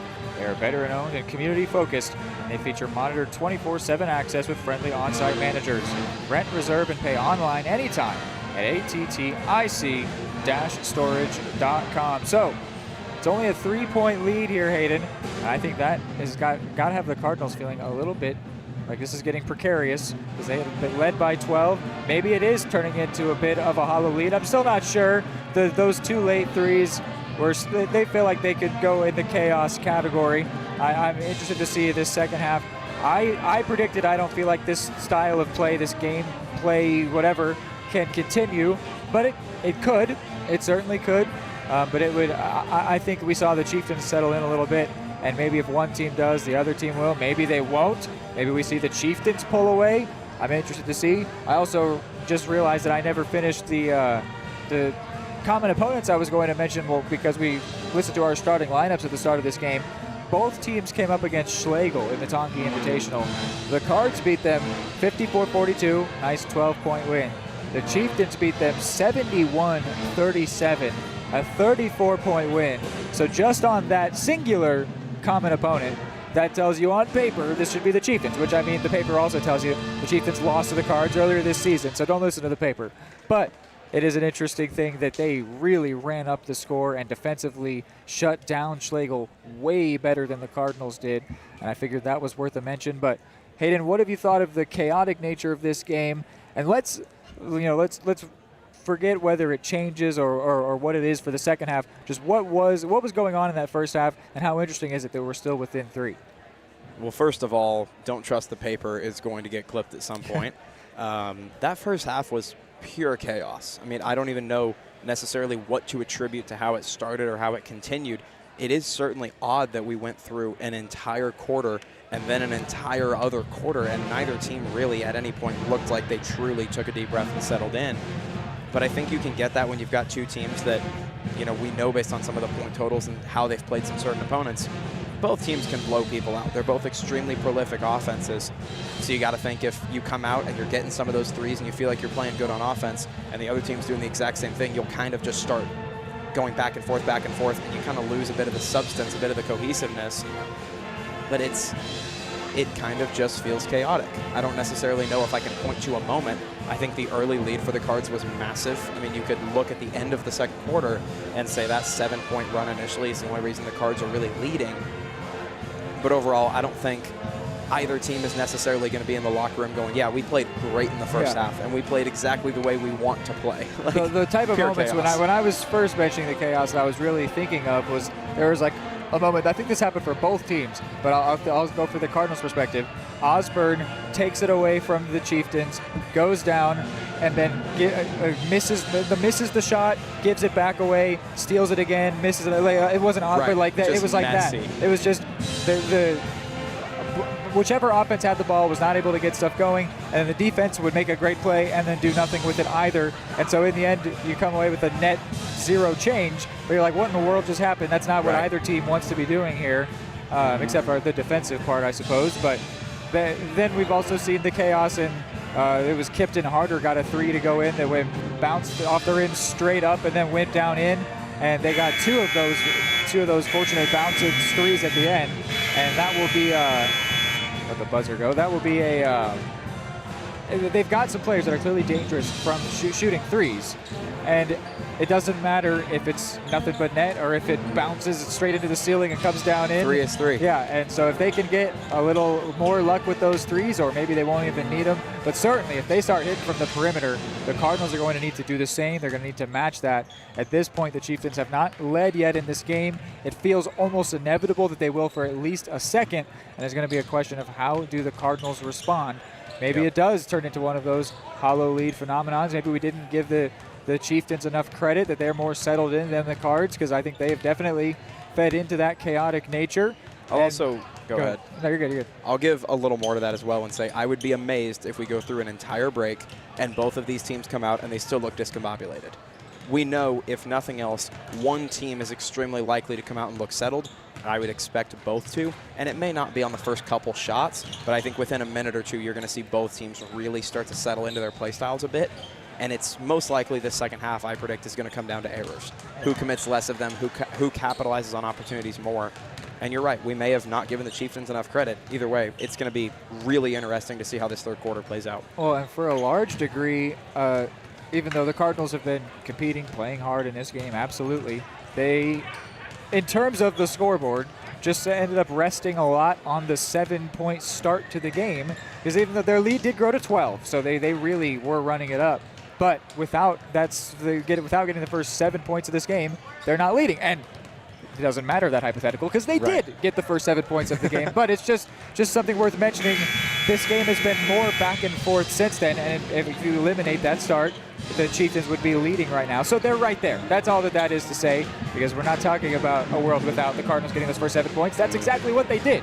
But Osborne started this game really well, and just in terms of scoring, has gone a little bit quieter, because he hit 11 points almost immediately, and he's sitting at 13 right now. Is where or is it? Yep. Yeah, 13 is where I've got him right now. This is right there, and it's funny. This is going to end up being looks like a closer matchup than the girls' game, which looked like it was maybe going to be the more intriguing matchup. It's funny how that works, right? But maybe we'll add it to the list of commentator jinx right there, as we are about to get going on this second half. We'll go ahead and just keep you here. It's going to be, I think, the Cardinals to start with the ball here. And we mentioned we mentioned on the records that, it looks like it should be an easy win for the Cards. They're sitting at 500, but they have had to go on an impressive run, winning 4 of their last 5 to get back to 500. So really there is not a lot different between these two teams, except for the Cardinals have been able to get some buzzer beaters, come out on top in close games. They've also lost in very close games, but they've gotten the results at the end more effectively than the Chieftains, who start with the ball here and a chance to tie the game, and they will not.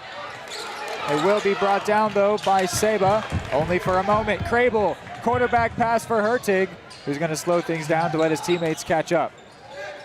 Nice little veteran move by Hertig. Didn't have a great handle on the ball. Chose not to go up for it. And Cy Thomas puts it away instead. That puts him up to double digits on the day. Jumps up high, lays it in. McGuire wants to get a lot of it back, but won't. Hertig, who touched it last. It'll be a Cardinals ball. They say McGuire got a piece of that one. The Cards trying to quickly get out of their own half thus far, their own half court. Just get the Tongi defense on their heels, backing up.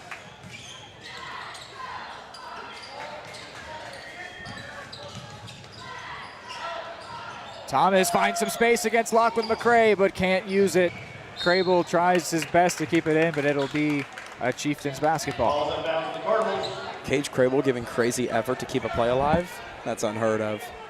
No, he does it all the time. We've noticed it all the time, all over the place. Cage Crable is such a high effort player, and the Chieftains find themselves still close here, just 5 points out. McGuire goes for Seba. And against Osborne, Osborne just big brothered him. He had no chance to get past him. And then, Hertig denied by McGuire.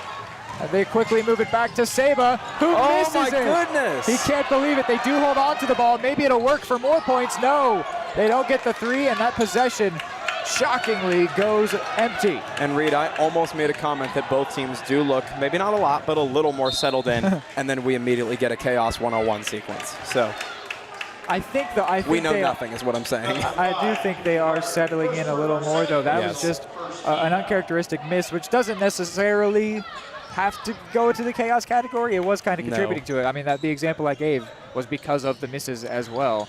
A mistake that happens to time out conveniently isn't necessarily part of the trend, though. But You're right. I'm not going to. No, that shouldn't happen. Seba has hands on his head. He's made that shot 100 times out of 100 in practice and couldn't get it the one time in the game. Sure.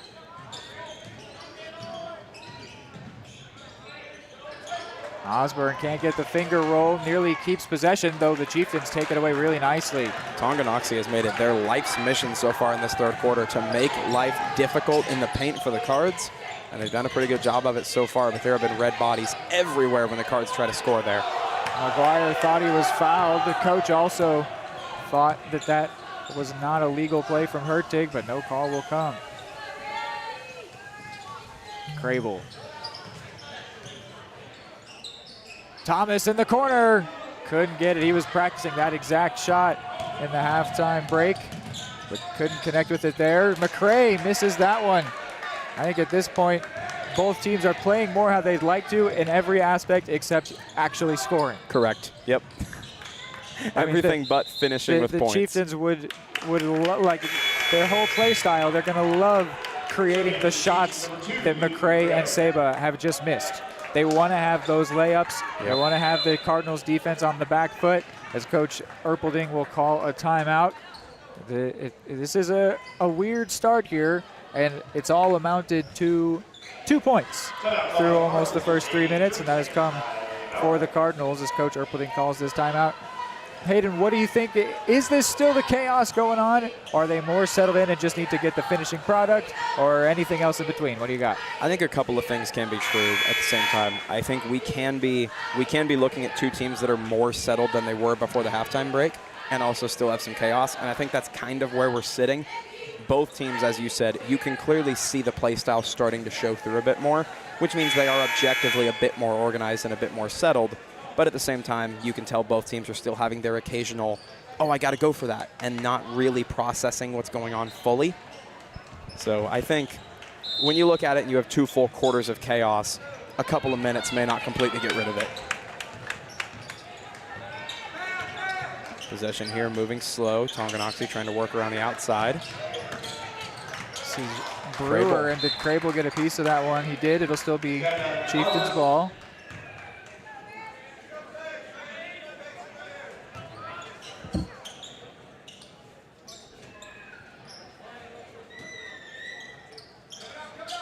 Cardinals smothering the Chieftains on this inbound, but McGuire able to find some room. And where did that one go? It might have gone off his own foot. Yeah, that's what they say.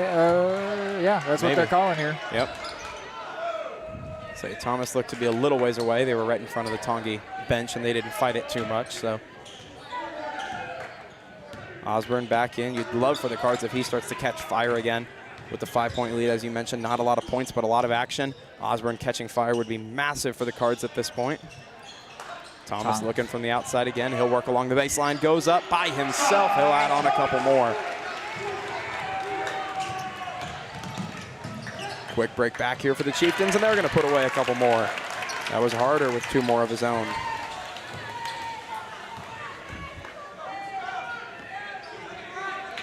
There is Thomas into Crable, top of the key there, couldn't get it, and that's going to be last touch by Osborne. Coming into the Chieftains, number 10, Jack Langston. Keelan Duncan comes in for Crable. And the freshman Holthouse, who I found to look pretty uncomfortable in his first shift, sent back in. Cards also get Jay Noble his first minutes in place of Cy Thomas.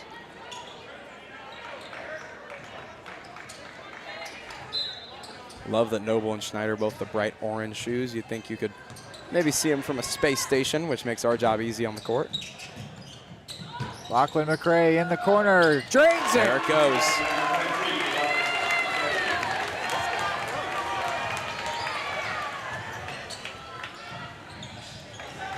Looking for Hertig in the paint, and he'll move it out to Schneider. Now Osborne shoots from the top of the key. His hot streak, that one won't go. Schneider, and there's going to be a shooting foul in there. Cash Schneider will go to the line where he's 2 of 2. But it is only a 2-point lead right now for the Cards. Number 24. And with the foul there is Holthouse, his first team second.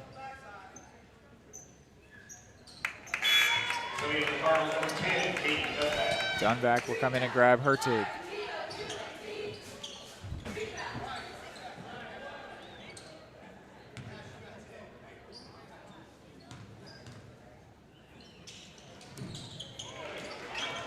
A 5th point for Cash Schneider in this game. 3 have come at the line. He was electric in the game against Ottawa, automatic from 3, but hasn't had many opportunities thus far against the Chieftains, and that's a credit to them. Holthouse looking for, I don't know if he was looking for Lachlan McRae, but he certainly found him, and Lachlan McRae will score. McRae really starting to get hot here. He's been, I don't know if I'd say automatic, but it sure felt like he's had a pull towards the basket in the recent minutes here. Again, the Chieftains within 1. We actually have not been tied since this game started at 0-0, let alone the Chieftains having a lead. But they are right there right now. Cardinals fighting to try and stay above water. Schneider in the corner, pressured by McRae. That's why that one comes up short. Here is Luke McRae. Lachlan McRae wants the 3, doesn't get it. Osborne rebounds, but a foul. Is this one going against Tongi? I think it will be against Holthouse. Looks like it. Trying to stay above water is a good way to put it. Feels like Tongi is pretty composed here, pushing through late in the 3rd.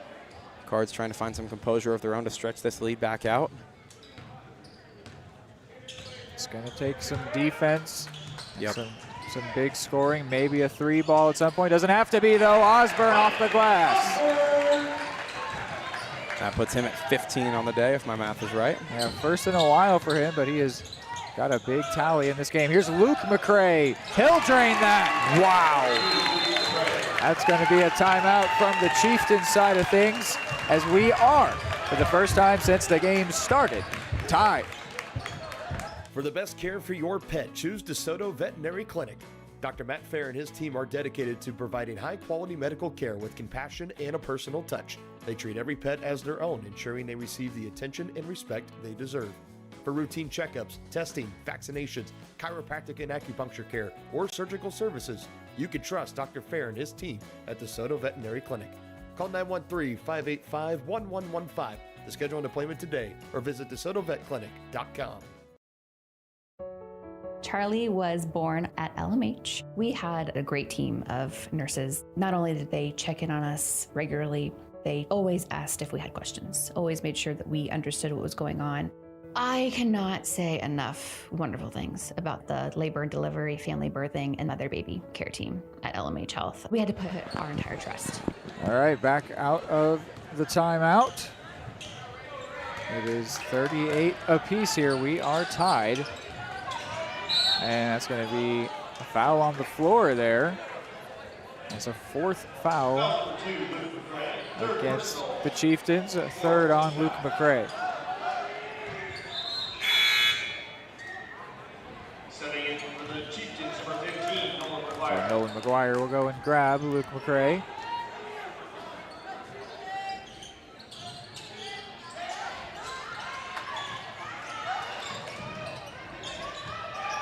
Cardinals go around the horn there. No one had enough space to pull up for the 3. They all thought about it, though. Duncan can't get that one, but out for Thomas. Working against Jack Reichman. Gets a pick from Dunback, uses it and scores.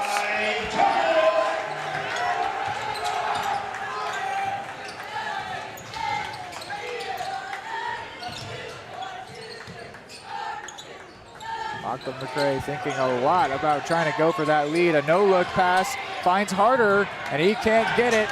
The loose ball, Osborne does maybe come away with it. No, Chieftains ball. McRae tipped it and it went out off of Osborne. Yep. Really, really well done by Lachlan McRae. You can tell the card side automatically thought it was going to be off his hand, and it's a game of inches, really. So the Chieftains steal possession right back. And it almost feels like they have the lead with the amount of pressure that they've kept on the Cardinals this whole sequence in the 3rd quarter. McRae will try and tie it again, and he won't.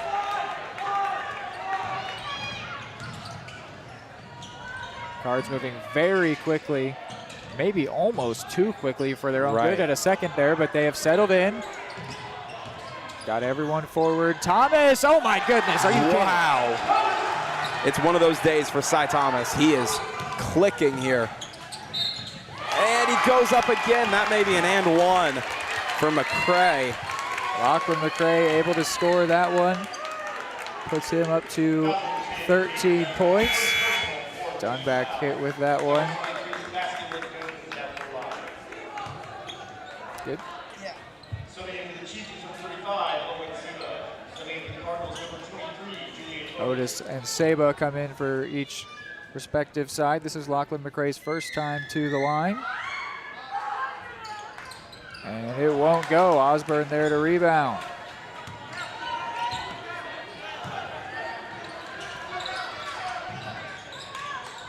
Schneider finds Thomas. He's got enough space to shoot, but could not get it to go. Seba rebounds.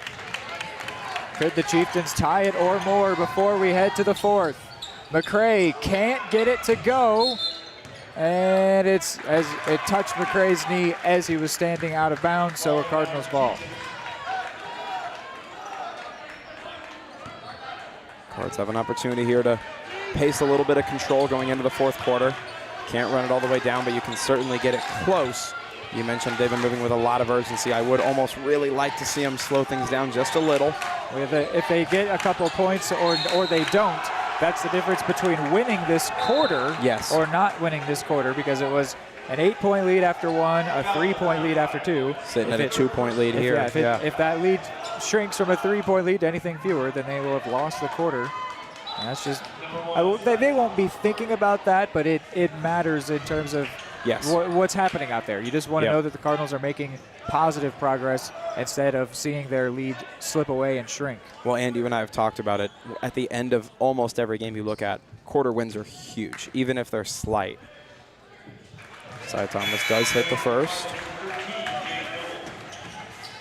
Jay Noble grabs Cash Schneider. Thomas has 17 points now with that one. Osborne nearly got the putback. Noble does bring it down. Oh, Dunback thought about it. Student section wanted him to. He will hesitate and pull back. Card's going to elect to run this clock down a bit more. Otis says, give me that! He wasn't going to wait for the clock to run down. He said, I'm going to make this shot. They left me wide open. You feel like at this stage, getting points like that and running clock are almost interchangeable. You're good with it either way as long as you make the shot, and Otis didn't miss. Here's Luke Brewer, and that one will not go. So it was a good decision by Otis to pull up and drain that shot, as the Cards do make progress. They get a quarter win, and they've got a 6-point lead heading into the fourth. A close one here. The conclusion is next. Charlie was born at LMH. We had a great team of nurses. Not only did they check in on us regularly, they always asked if we had questions, always made sure that we understood what was going on. I cannot say enough wonderful things about the labor and delivery, family birthing, and mother baby care team at LMH Health. We had to put our entire trust into their hands, and just everyone was so friendly and so supportive. Are you looking for a trusted partner in pet care? Look no further than Eudora Animal Hospital, proudly serving Eudora and the surrounding area since 1975. Eudora Animal Hospital offers a wide range of services, including wellness exams, surgeries, routine vaccinations, and emergency care. I just want to thank everybody in the community for trusting us with the care of their animals, and go Dogs! Schedule an appointment by calling 785-542-3265 or visit eudoravet.com.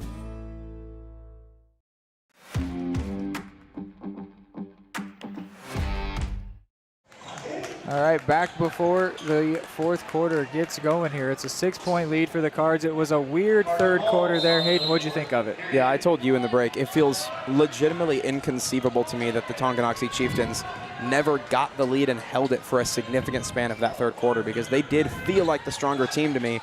Of course, we've talked about would-haves, coulda, woulda, should-haves all day. The Cardinals were the stronger team, and they come out looking like it on paper. Well, but the Chieftains are so present in this game. Hertig with a big mid-range shot. No, the Chieftains were winning that quarter for a long, long time, and the Cards just pulled away right at the end to end with that 6-point lead, which is now an 8-point lead. So it's not a crazy feeling that you had there, Hayden. which you can look at it one of two ways. It can either be, oh my word, all by himself, Saba can't get it. Wow, that one's big. And Reed, you can look at that as one of two ways. Either the Cardinals don't have a lot to go off of and they're barely staying afloat, or they're coming up clutch when they need to. You can look at that either way and you'd be arguably correct. Something just went way wrong there for Lachlan McRae, but Brewer can't clean it up. The Chieftains feel like they've had every opportunity to take the lead here in this early on in this fourth quarter, and they've yet to do so. They have certainly left a lot of points on the board. It's impressive, honestly, for this Cardinals team. They feel like a team that might, if Schneider can't get that to go, they feel like the perfect candidate for a team that would just not be able to get comfortable in a game like this. Yes. But they have been able to get their points, play well enough, and even though there's a lot of work to be done, they sit in a good position with 6.5 to go. Lachlan McRae bounces it to Luke Brewer. He finds Harder. Denied. Saba for three. This time he gets it. And if you're the Cardinals, you set up the tough three shot and you felt better about it, and it ends up turning into one extra point. And Coach Erpelding will call a timeout. Go ahead and keep you here with the 5-point difference. Reed, I was just about to say before that shot, the way the Chieftains have been playing so far, any point they got would have felt like a lot and would have put pressure right back on the Cardinals, even with a 5 or 6 point lead. I don't know if the pressure feels that heavy, but it's certainly there. The Chieftains feel like they're breathing down the Cards' neck, even though they're 5 points down. They absolutely have been, because they've been within 1, within 2. They tied it at 38. It is surprising they have never led, and it does feel like if they were to grab the lead at some point here, which would still take a lot of consecutive things going their way. They may not let go of it. Yeah, I don't know if the Cardinals could grab it back, but it's so interesting. The Cards are doing more than just tread water. They're staying above, and they're actually building a little bit of room. You know, so I don't really know how. It doesn't really feel like what's going on out there, but the Cardinals are getting the points when they need. And it's just going to be a matter of if they can keep that up for the next 6 and change. Well, that's why I brought it up. You could look at it as them not doing enough to make it comfortable, but you could also look at it as a team that has last-second wins in their DNA, and they're comfortable in this spot. Another buzzer beater would be ridiculous, especially if it were to be Cy Thomas. I don't even want to think about it. Hurtig gets denied, but Crable grabs the loose ball and will go to the free throw line. He goes, man, if that one would have gone. This has been, what a night. Truly, just what a night we've gotten to sit and witness. This has been spectacular, Reed. A 4th foul on Saba. That's significant. Crable will have a chance at his first points. For how good Saba's been from 3 especially. Only a couple of shots tonight have gone, but he's been dangerous at the opportune times. 4 fouls for him, certainly noteworthy. Second one does go for Crable. I do think, though, Hayden, you're singing his praises, but 6'4", he's just part of that. It feels like, you know, the Chieftains, because we looked at this roster, and man, how is this a 4-win team? Right. He hasn't actually been able to execute. He had one of those missed layups for the Chieftains. Yep. And is that his night done right there? It looks like it is as he walks away. And yes, he has fouled out. So there will be no more Owen Saba, just as we're talking about. It's a good point. The 6'4" junior's day. I mean, the opportune shots are nice, but like you said, you'd look at the roster and think maybe the presence would be a little heavier. Here is Jay Noble. Bounced into Crable. Thomas pulls up, can't get it. Brought down by the 6'6" Luke Brewer, and it'll be poked out, but still their ball.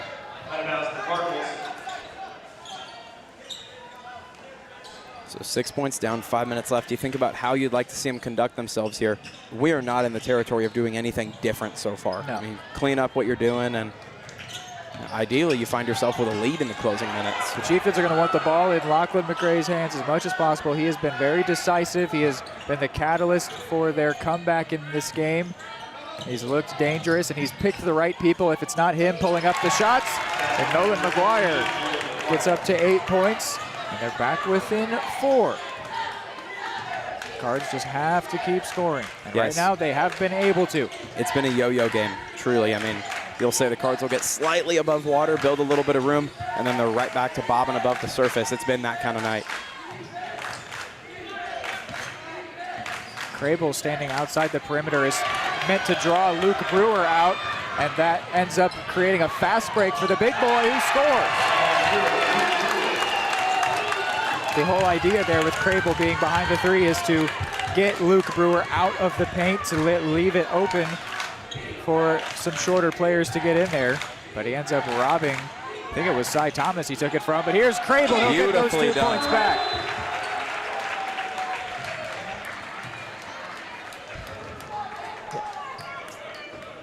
And another timeout taken here. We've got a full timeout this time, so we'll take a 30-second break and then bring you back for some more analysis.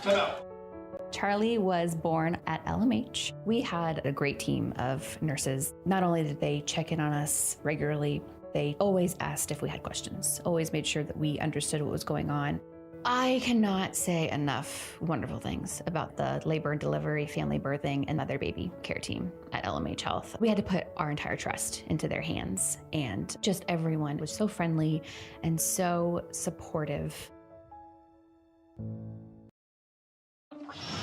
All right, back in here during the Cardinals timeout. Coach Erpelding wanting to talk things over, how they're going to approach this final 4 minutes with this 4-point lead. This feels very precarious, Hayden, but at the same time, the Cardinals literally have led all game, except for a second where we were tied, and so it's a little hard to almost base it on anything. It may sound crazy. Yeah, but the Chieftains are right there, and all they need to do is connect 2 shots together, and they're right there. So I don't know. It's so not done, which I don't even have to say that. It almost feels inevitable to me, as crazy as this may sound, that the Chieftains will lead in the final 4 minutes. Yeah. And it will feel like they're completely controlling the game. That may never happen, and I'll look crazy for saying it, but I just feel it. If this ends up coming true, they'll blame me for saying it, but the biggest thing the Cardinals haven't done right now is foul at all. And so that would be something, as McCray wants 3, won't get it. They've done a good job getting rebounds, though. Yeah, if there were like an and one where the 2 tied it and then the and one gives them the lead, that momentum shift there would be huge. Yes. But these things have not come to pass in this game. The Cardinals have managed this game really effectively. Yes, and we can talk about hollow leads all day long, but if you never give it back ultimately, it wasn't very hollow. Well, yeah, the whole idea with the hollow lead is that the comeback scares you. Right. And the Chieftains have come back within 1, but that's all that they've been able to do thus far. But it is all about who wins that final lap. And that one's drained by McGuire. They're back within 1. Pressure mounting here. We are under 3 minutes to go, and it is a 1-point contest, Reed. What a match. Schneider will get sent to the line, where he is 3 of 4. Foul number 0, Luke Brewer, second personal, 3rd team foul. Number 24, Cash Schneider at the line. And the Chieftains are up to 3 team fouls. And what's interesting with the Cardinals being at 0, we compliment them as we should. But if they get to a situation where late in this game they lose the lead, they'll want to foul, and they won't be able to send the Chieftains into the bonus, which, I mean, now what? We can't have their cake and eat it, too. The Cardinals are playing great ball, not committing fouls, and we're going to criticize that. But if the Chieftains, with having 3 team fouls against them, they could do that if it gets to that spot, which is where we are right now, where they're going to have to start thinking about it. And it would be a lot of work for the Cardinals to get into the area where they send the Chieftains into the bonus. But, again, if it doesn't happen, they lead the game. And they've led all game. Push to the floor. There is Luke McGuire there, or Luke McCray. So there is the first foul against the Cards. That comes against Duncan. That's going to be his 3rd or 4th. It's his 3rd. It is number 3. They'll leave him out there for now. Lachlan McCray finds Brewer, and travel call. That is big, because Brewer was about to try and tie the game there, and maybe thought he had a shooting foul to try and tie the game, but instead the Cardinals could try and make this a more than 1-shot lead. Ball movement going to be really crucial here. Turnovers, avoiding them well, and are also going to be paramount. The time management is so interesting here. Do you want to chew clock because you're winning, or leave it there so you can try to have the ability to come back? Right. How do you want to do that? The Cardinals are going for a little bit of both, which I think is the right approach, but it's tough to do. Luke McCray wants the lead, won't get it. Oh, my word. The pent-up energy waiting to release from this Tonganoxie crowd, if they do take the lead in these final 2 minutes, it is going to rattle everything on our live stream setup. There were hearts and throats there at that shot, and a big make by Osborne, 17 in the game. That's a big one, and it's only fitting that as incredible as Ryan Osborne has been tonight, along with Cy Thomas, that he'll be the one to give a point that is big for the Cardinals here. Chieftains take one of their remaining timeouts with 1:43 to go. It's a full timeout, so we'll again do a 30-second break and then bring you right back in. Freedom of the press is about your right to know. It's about your right to be informed. Today, there are real threats to press freedom and your right to know about the world around us. We must protect our right to know, no matter what kind of news is important to you. Before it's too late, understand the threats. ProtectPressFreedom.org. Your home for live.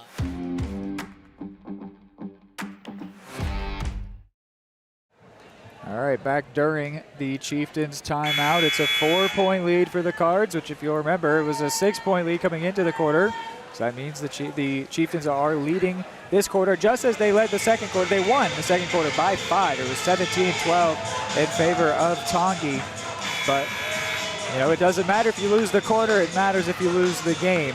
And right now the Cardinals are not doing that. They're not necessarily on pace to do that. It feels like we're on a knife's edge. And you know what? It doesn't feel like it. We are. We are walking absolutely. a tightrope. We're on a knife's edge. We're hanging on by a thread, whatever cliche phrase you want. Razor thin margin, the Chiefs just need 2 shots to tie it or take the lead. But we and can that's how it's been the entire second half. Yep.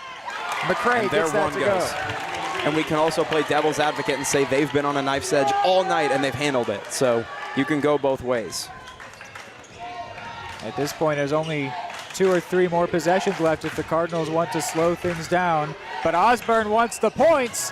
Can't get it. McGuire comes away with it, maybe. That may have been a ball for Keelan Duncan and the Cards. It's going to be a jump ball. Ooh. Duncan got his hands in on it.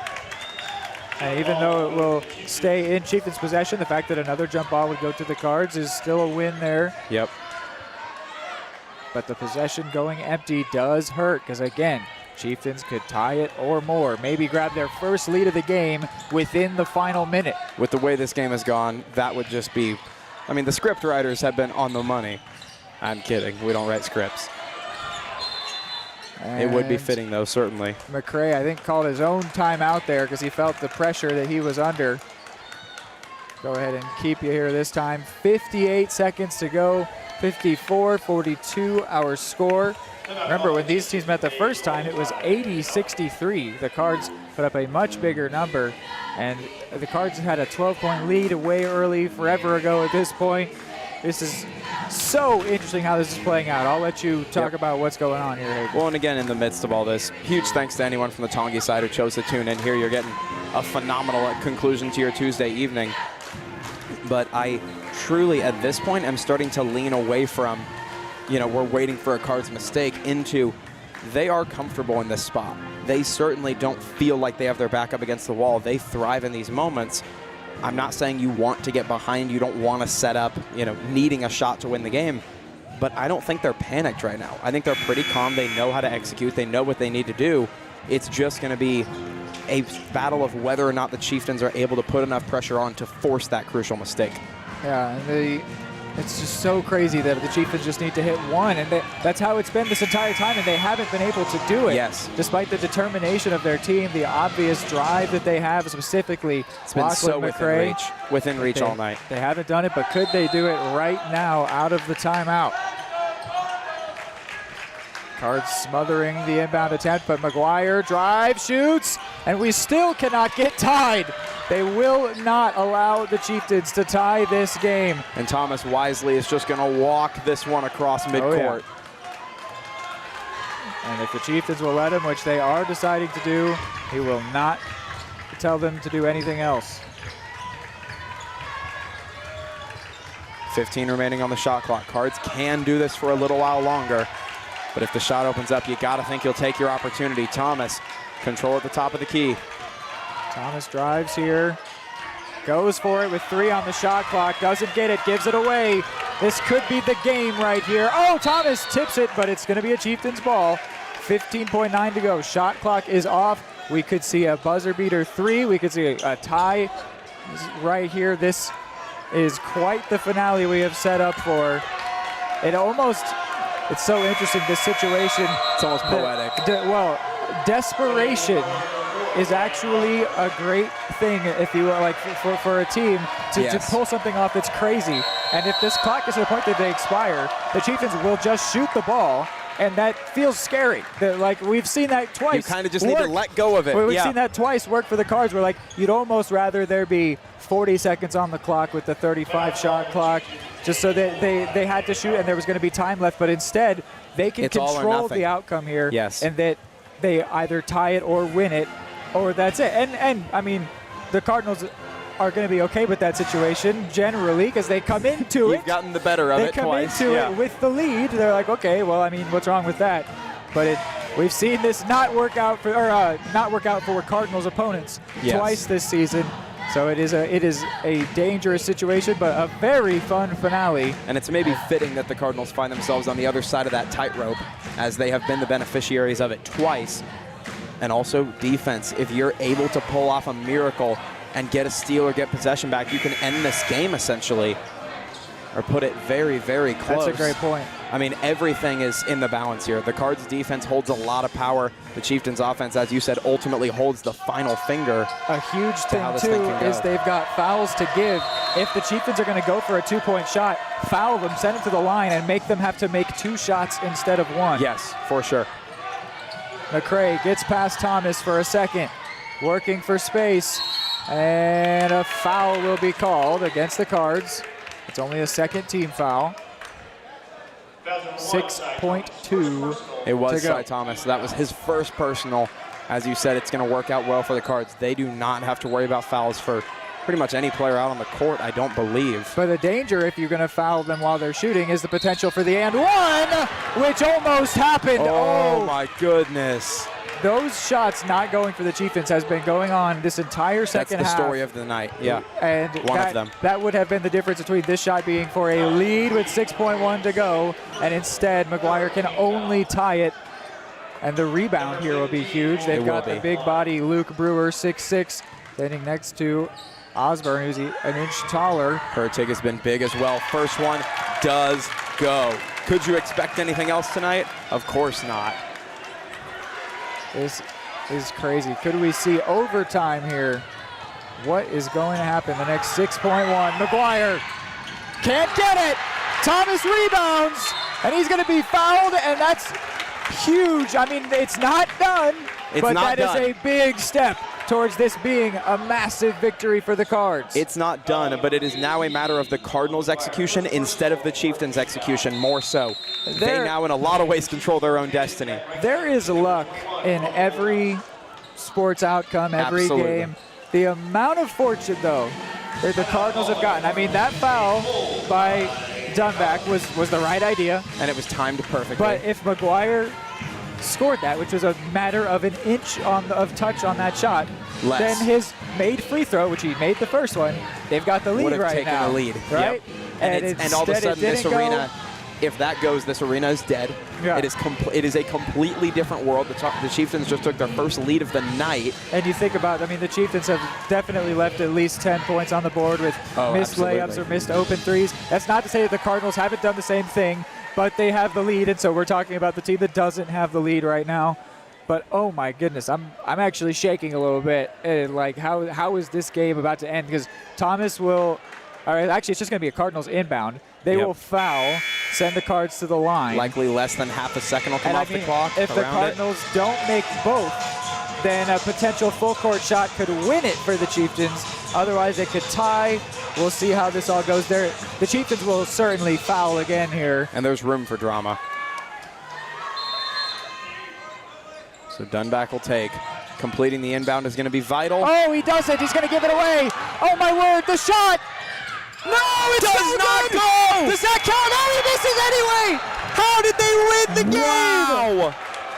There seems to be confusion. The final shot that went. It was after. There was a shot. But the subsequent shot that would have counted did not go. Yeah. Oh, my gosh. Wow. The fact that the Chieftains had the opportunity to do the same thing to the Cardinals that they've done to two other teams in this arena. Poetry, man. Absolute poetry. The amount of just the bounce of the ball and luck that went the Cardinals' way is ridiculous. But does that matter? No, because they won the game. And that's what you try to do. You set out to win the game, and that's what they have done. And they are above 500. They have won 5 of their last 6 to get to that point. And the Chieftains lose their 13th on the year. But, man, just saying that one of these teams is above 500 and one of them is 4-13 does not at all tell you the competitiveness of this game. It was a fantastic matchup. The Chieftains will come away very distraught to have not gotten the win, but the Cardinals can be very happy and send the home fans home happy. And we'll actually keep you in here for the Eudora fight song just since they've set up for it so quickly. Go ahead and let you listen in here before we send you to a break and then get to our post-game show.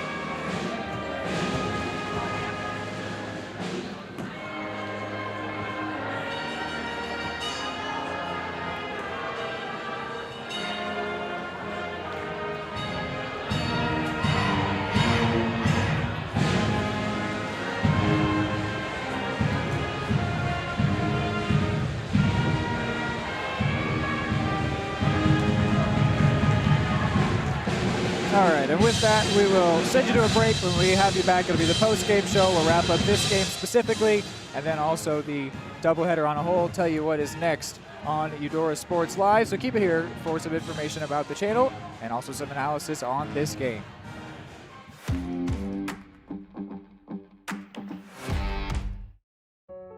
Charlie was born at LMH. We had a great team of nurses. Not only did they check in on us regularly, they always asked if we had questions, always made sure that we understood what was going on. I cannot say enough wonderful things about the labor and delivery, family birthing, and mother baby care team at LMH Health. We had to put our entire trust into their hands, and just everyone was so friendly and so supportive. Everybody can make something, because I think everyone has a spark of creativity, and the reason that I have to keep making is because I don't think my life would be as fulfilling without it. If you make things yourself, that means you're not cowering in fear. You're out there taking chances. That, I think, is my way of saying I love you to the world. All right, now I want to hear why you make. Share your own Why I Make story today. Visit whyimake.org.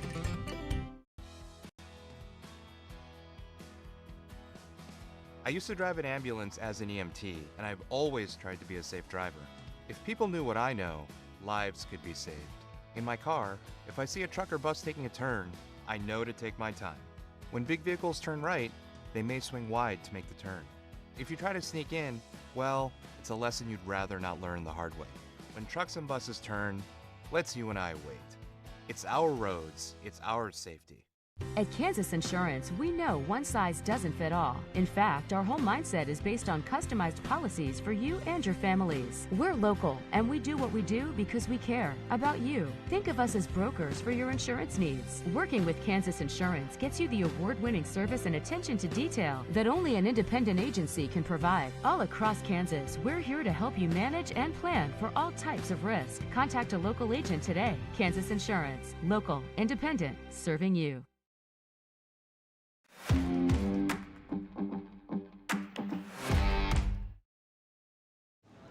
All right, back here for our post-game show from Eudora Animal Hospital, where for 40 years, Eudora Animal Hospital has been caring for pets and livestock with fair pricing, trusted service, and compassionate care.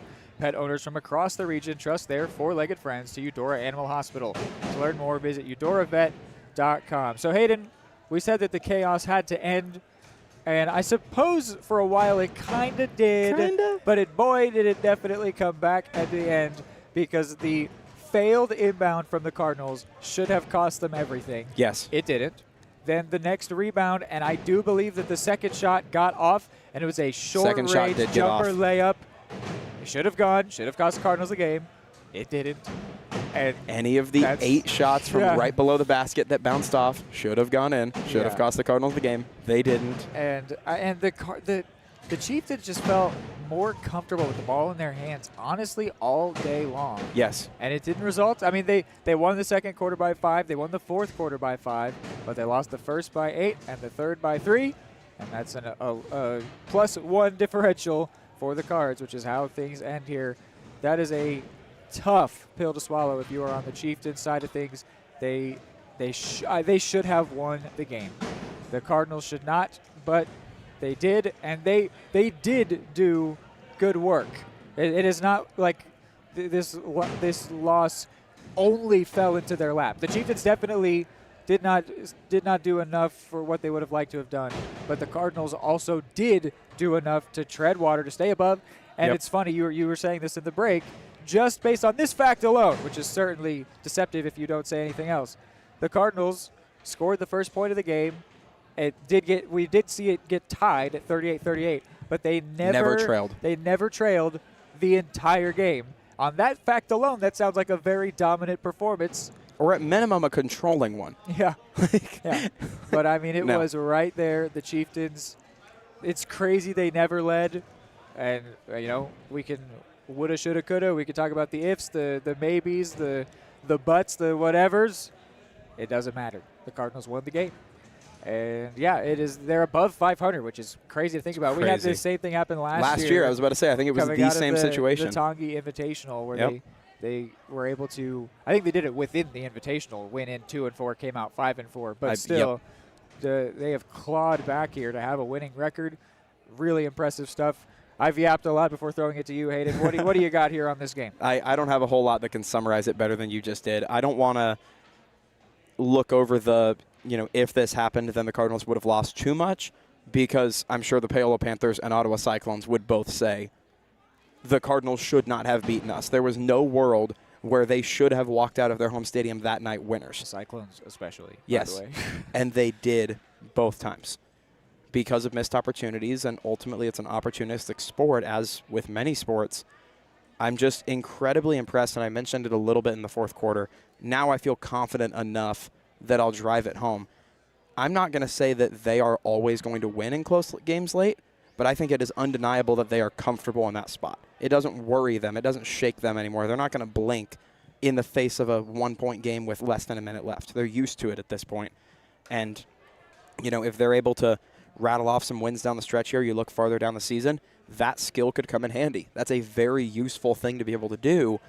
I'm just incredibly impressed with the resilience of the guys, and I'm sure we'll look back at the entire night as a whole here in a little bit, but both of these teams were just extremely impressive tonight, and walking out with a sweep is always going to be a fun thing. Oh, you want to talk about that? You want to talk about them being comfortable in close games?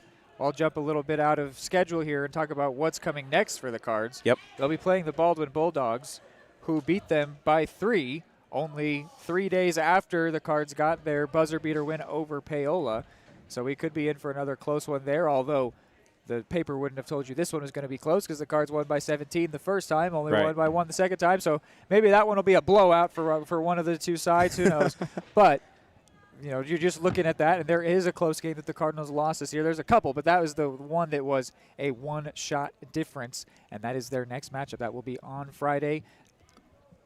Coming from the Cardinal Arena. It'll be Hayden Harves, myself, Reed McAvoy, with you for that one as well.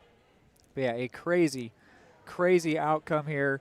And I said especially Ottawa, just because that game's fresh in the mind where there were and points, I was not present for that there one. There were points, so, Kevin and I were talking about there were so many points in that game. Both teams were shooting blanks constantly, and it was like whoever loses this will have let themselves down dearly. Yeah. And then it felt like that was going to be the Cardinals, who then launch a 3 from half court and win the game. Paola, though, wasn't it the free throw line where they went like 9 of 18? Missed, I believe, 18 made, 17 missed is what I want to say. It was ridiculous. And so, this is another one of those games where the opponent long bus ride home. Should have gotten it done, but that whether that is luck or the Cardinals are forcing it, or if it's anything else or a mix of all of them, it's a trend officially. You win the game. That's what you tried to do. Right. They maybe would have liked to have won a little prettier, but you Absolutely. are just trying to win the game, and that is what they have done on many occasions here, and they've done it tonight. So did the Lady Cards. They got a nice win over the Chieftains, made it look easy, beating a team that had 11 wins. And, you want to talk about the doubleheader on the whole here, Hayden? Yeah, I mean, briefly, we mentioned it a bit in the short post-game show for the ladies, but they continue to do it over and over where you look at really strong teams on paper, teams that you come into the game thinking this is going to be close, it's formidable. You and I are definitely a little biased, but we almost get excited like, oh, this is a team that's going to give the Cardinals a push, and the game ends and you look at it and it looks the exact same as any 3 or 4 win team that they may have played the week prior. And there was a really fun bit at the end of that game where it almost felt like Bryn Dieterding and Peyton Lewis were playing back and forth of who was the better player on the day. There goes a 3 from Dieterding, and she said, no, that was me. And then Lewis drains a 3 and says, no, I'm better today. And they played so well together and so resilient. That looks like a team that is once again bound to make a state run and be so strong down the stretch. And these guys absolutely can rattle off some late wins on the year and try to make a push in the postseason themselves. I love nights like this. That's all I can say. I'm kind of out of words. No, it will be a fun game, or fun 2 games to call on Friday. Excited to see these back in action. But man, they did catch us off guard. Which game was going to be the close one, which one wasn't? But just a fun, stinking time, and it has been great. This whole season, calling games here in the Cardinal Arena has been really fun. The energy that has been brought here has led to some very fun chaos, some heartbreak for the visitors, which, you'll never say no to if you're the hosts. But, man, what a night, what a fun time here, and the Cardinals do get the doubleheader victory in the Battle of 212. So I think... we've told you what's next. We've wrapped everything up, put a bow on it. We've sufficiently yapped on this incredible night. Yeah, I think we can go ahead and let you go. There will be one more round of commercials before we get to the close and end this live stream. But, that's going to be it. So for Hayden Harves and myself, Reed McAvoy, thank you so much for tuning in on this Tuesday night. If you are from the Chieftains side of things, I'll give you a Go Chieftains. But for everybody that regularly tunes in here, go Cardinals, and good night.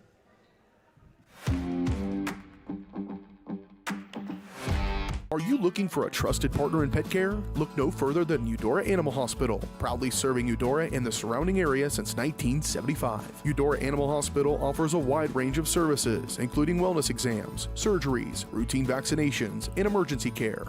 I just want to thank everybody in the community for trusting us with the care of their animals, and go Dogs! Schedule an appointment by calling 785-542-3265 or visit eudoravet.com. More time before you wake up in the wild.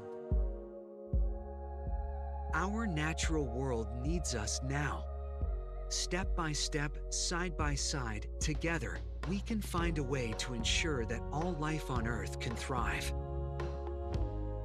To learn more about how you can help protect and conserve nature, visit nature.org. Your home for live, local sports. Varsity Sports Live delivers professional level coverage with high-quality video and broadcasters that know your schools and community. Touchdown, Tonganoxie! With the support of local businesses, you never pay to watch varsity sports. Live, local, free high school sports coverage. That's Varsity Sports Live. Grass gets it away. Moore's down the middle, and he makes the catch in the end zone. Touchdown, Trojans! Keep up with the action at varsitysportslive.com. Live, local, free high school sports. Charlie was born at LMH. We had a great team of nurses. Not only did they check in on us regularly, they always asked if we had questions, always made sure that we understood what was going on. I cannot say enough wonderful things about the labor and delivery, family birthing, and mother baby care team at LMH Health. We had to put our entire trust into their hands, and just everyone was so friendly and so supportive. At Fort Scott Community College, we understand that a scary part of figuring out your future isn't only answering the question, what should I do, but where do I belong? Maybe you belong here as part of Fort Scott Community College's John Deere Tech program. Maybe you belong here as part of the perennial playoff-bound Greyhound baseball team. I don't know where you've been or where you're headed, but I know we're saving a spot for you because you belong at Fort Scott Community College.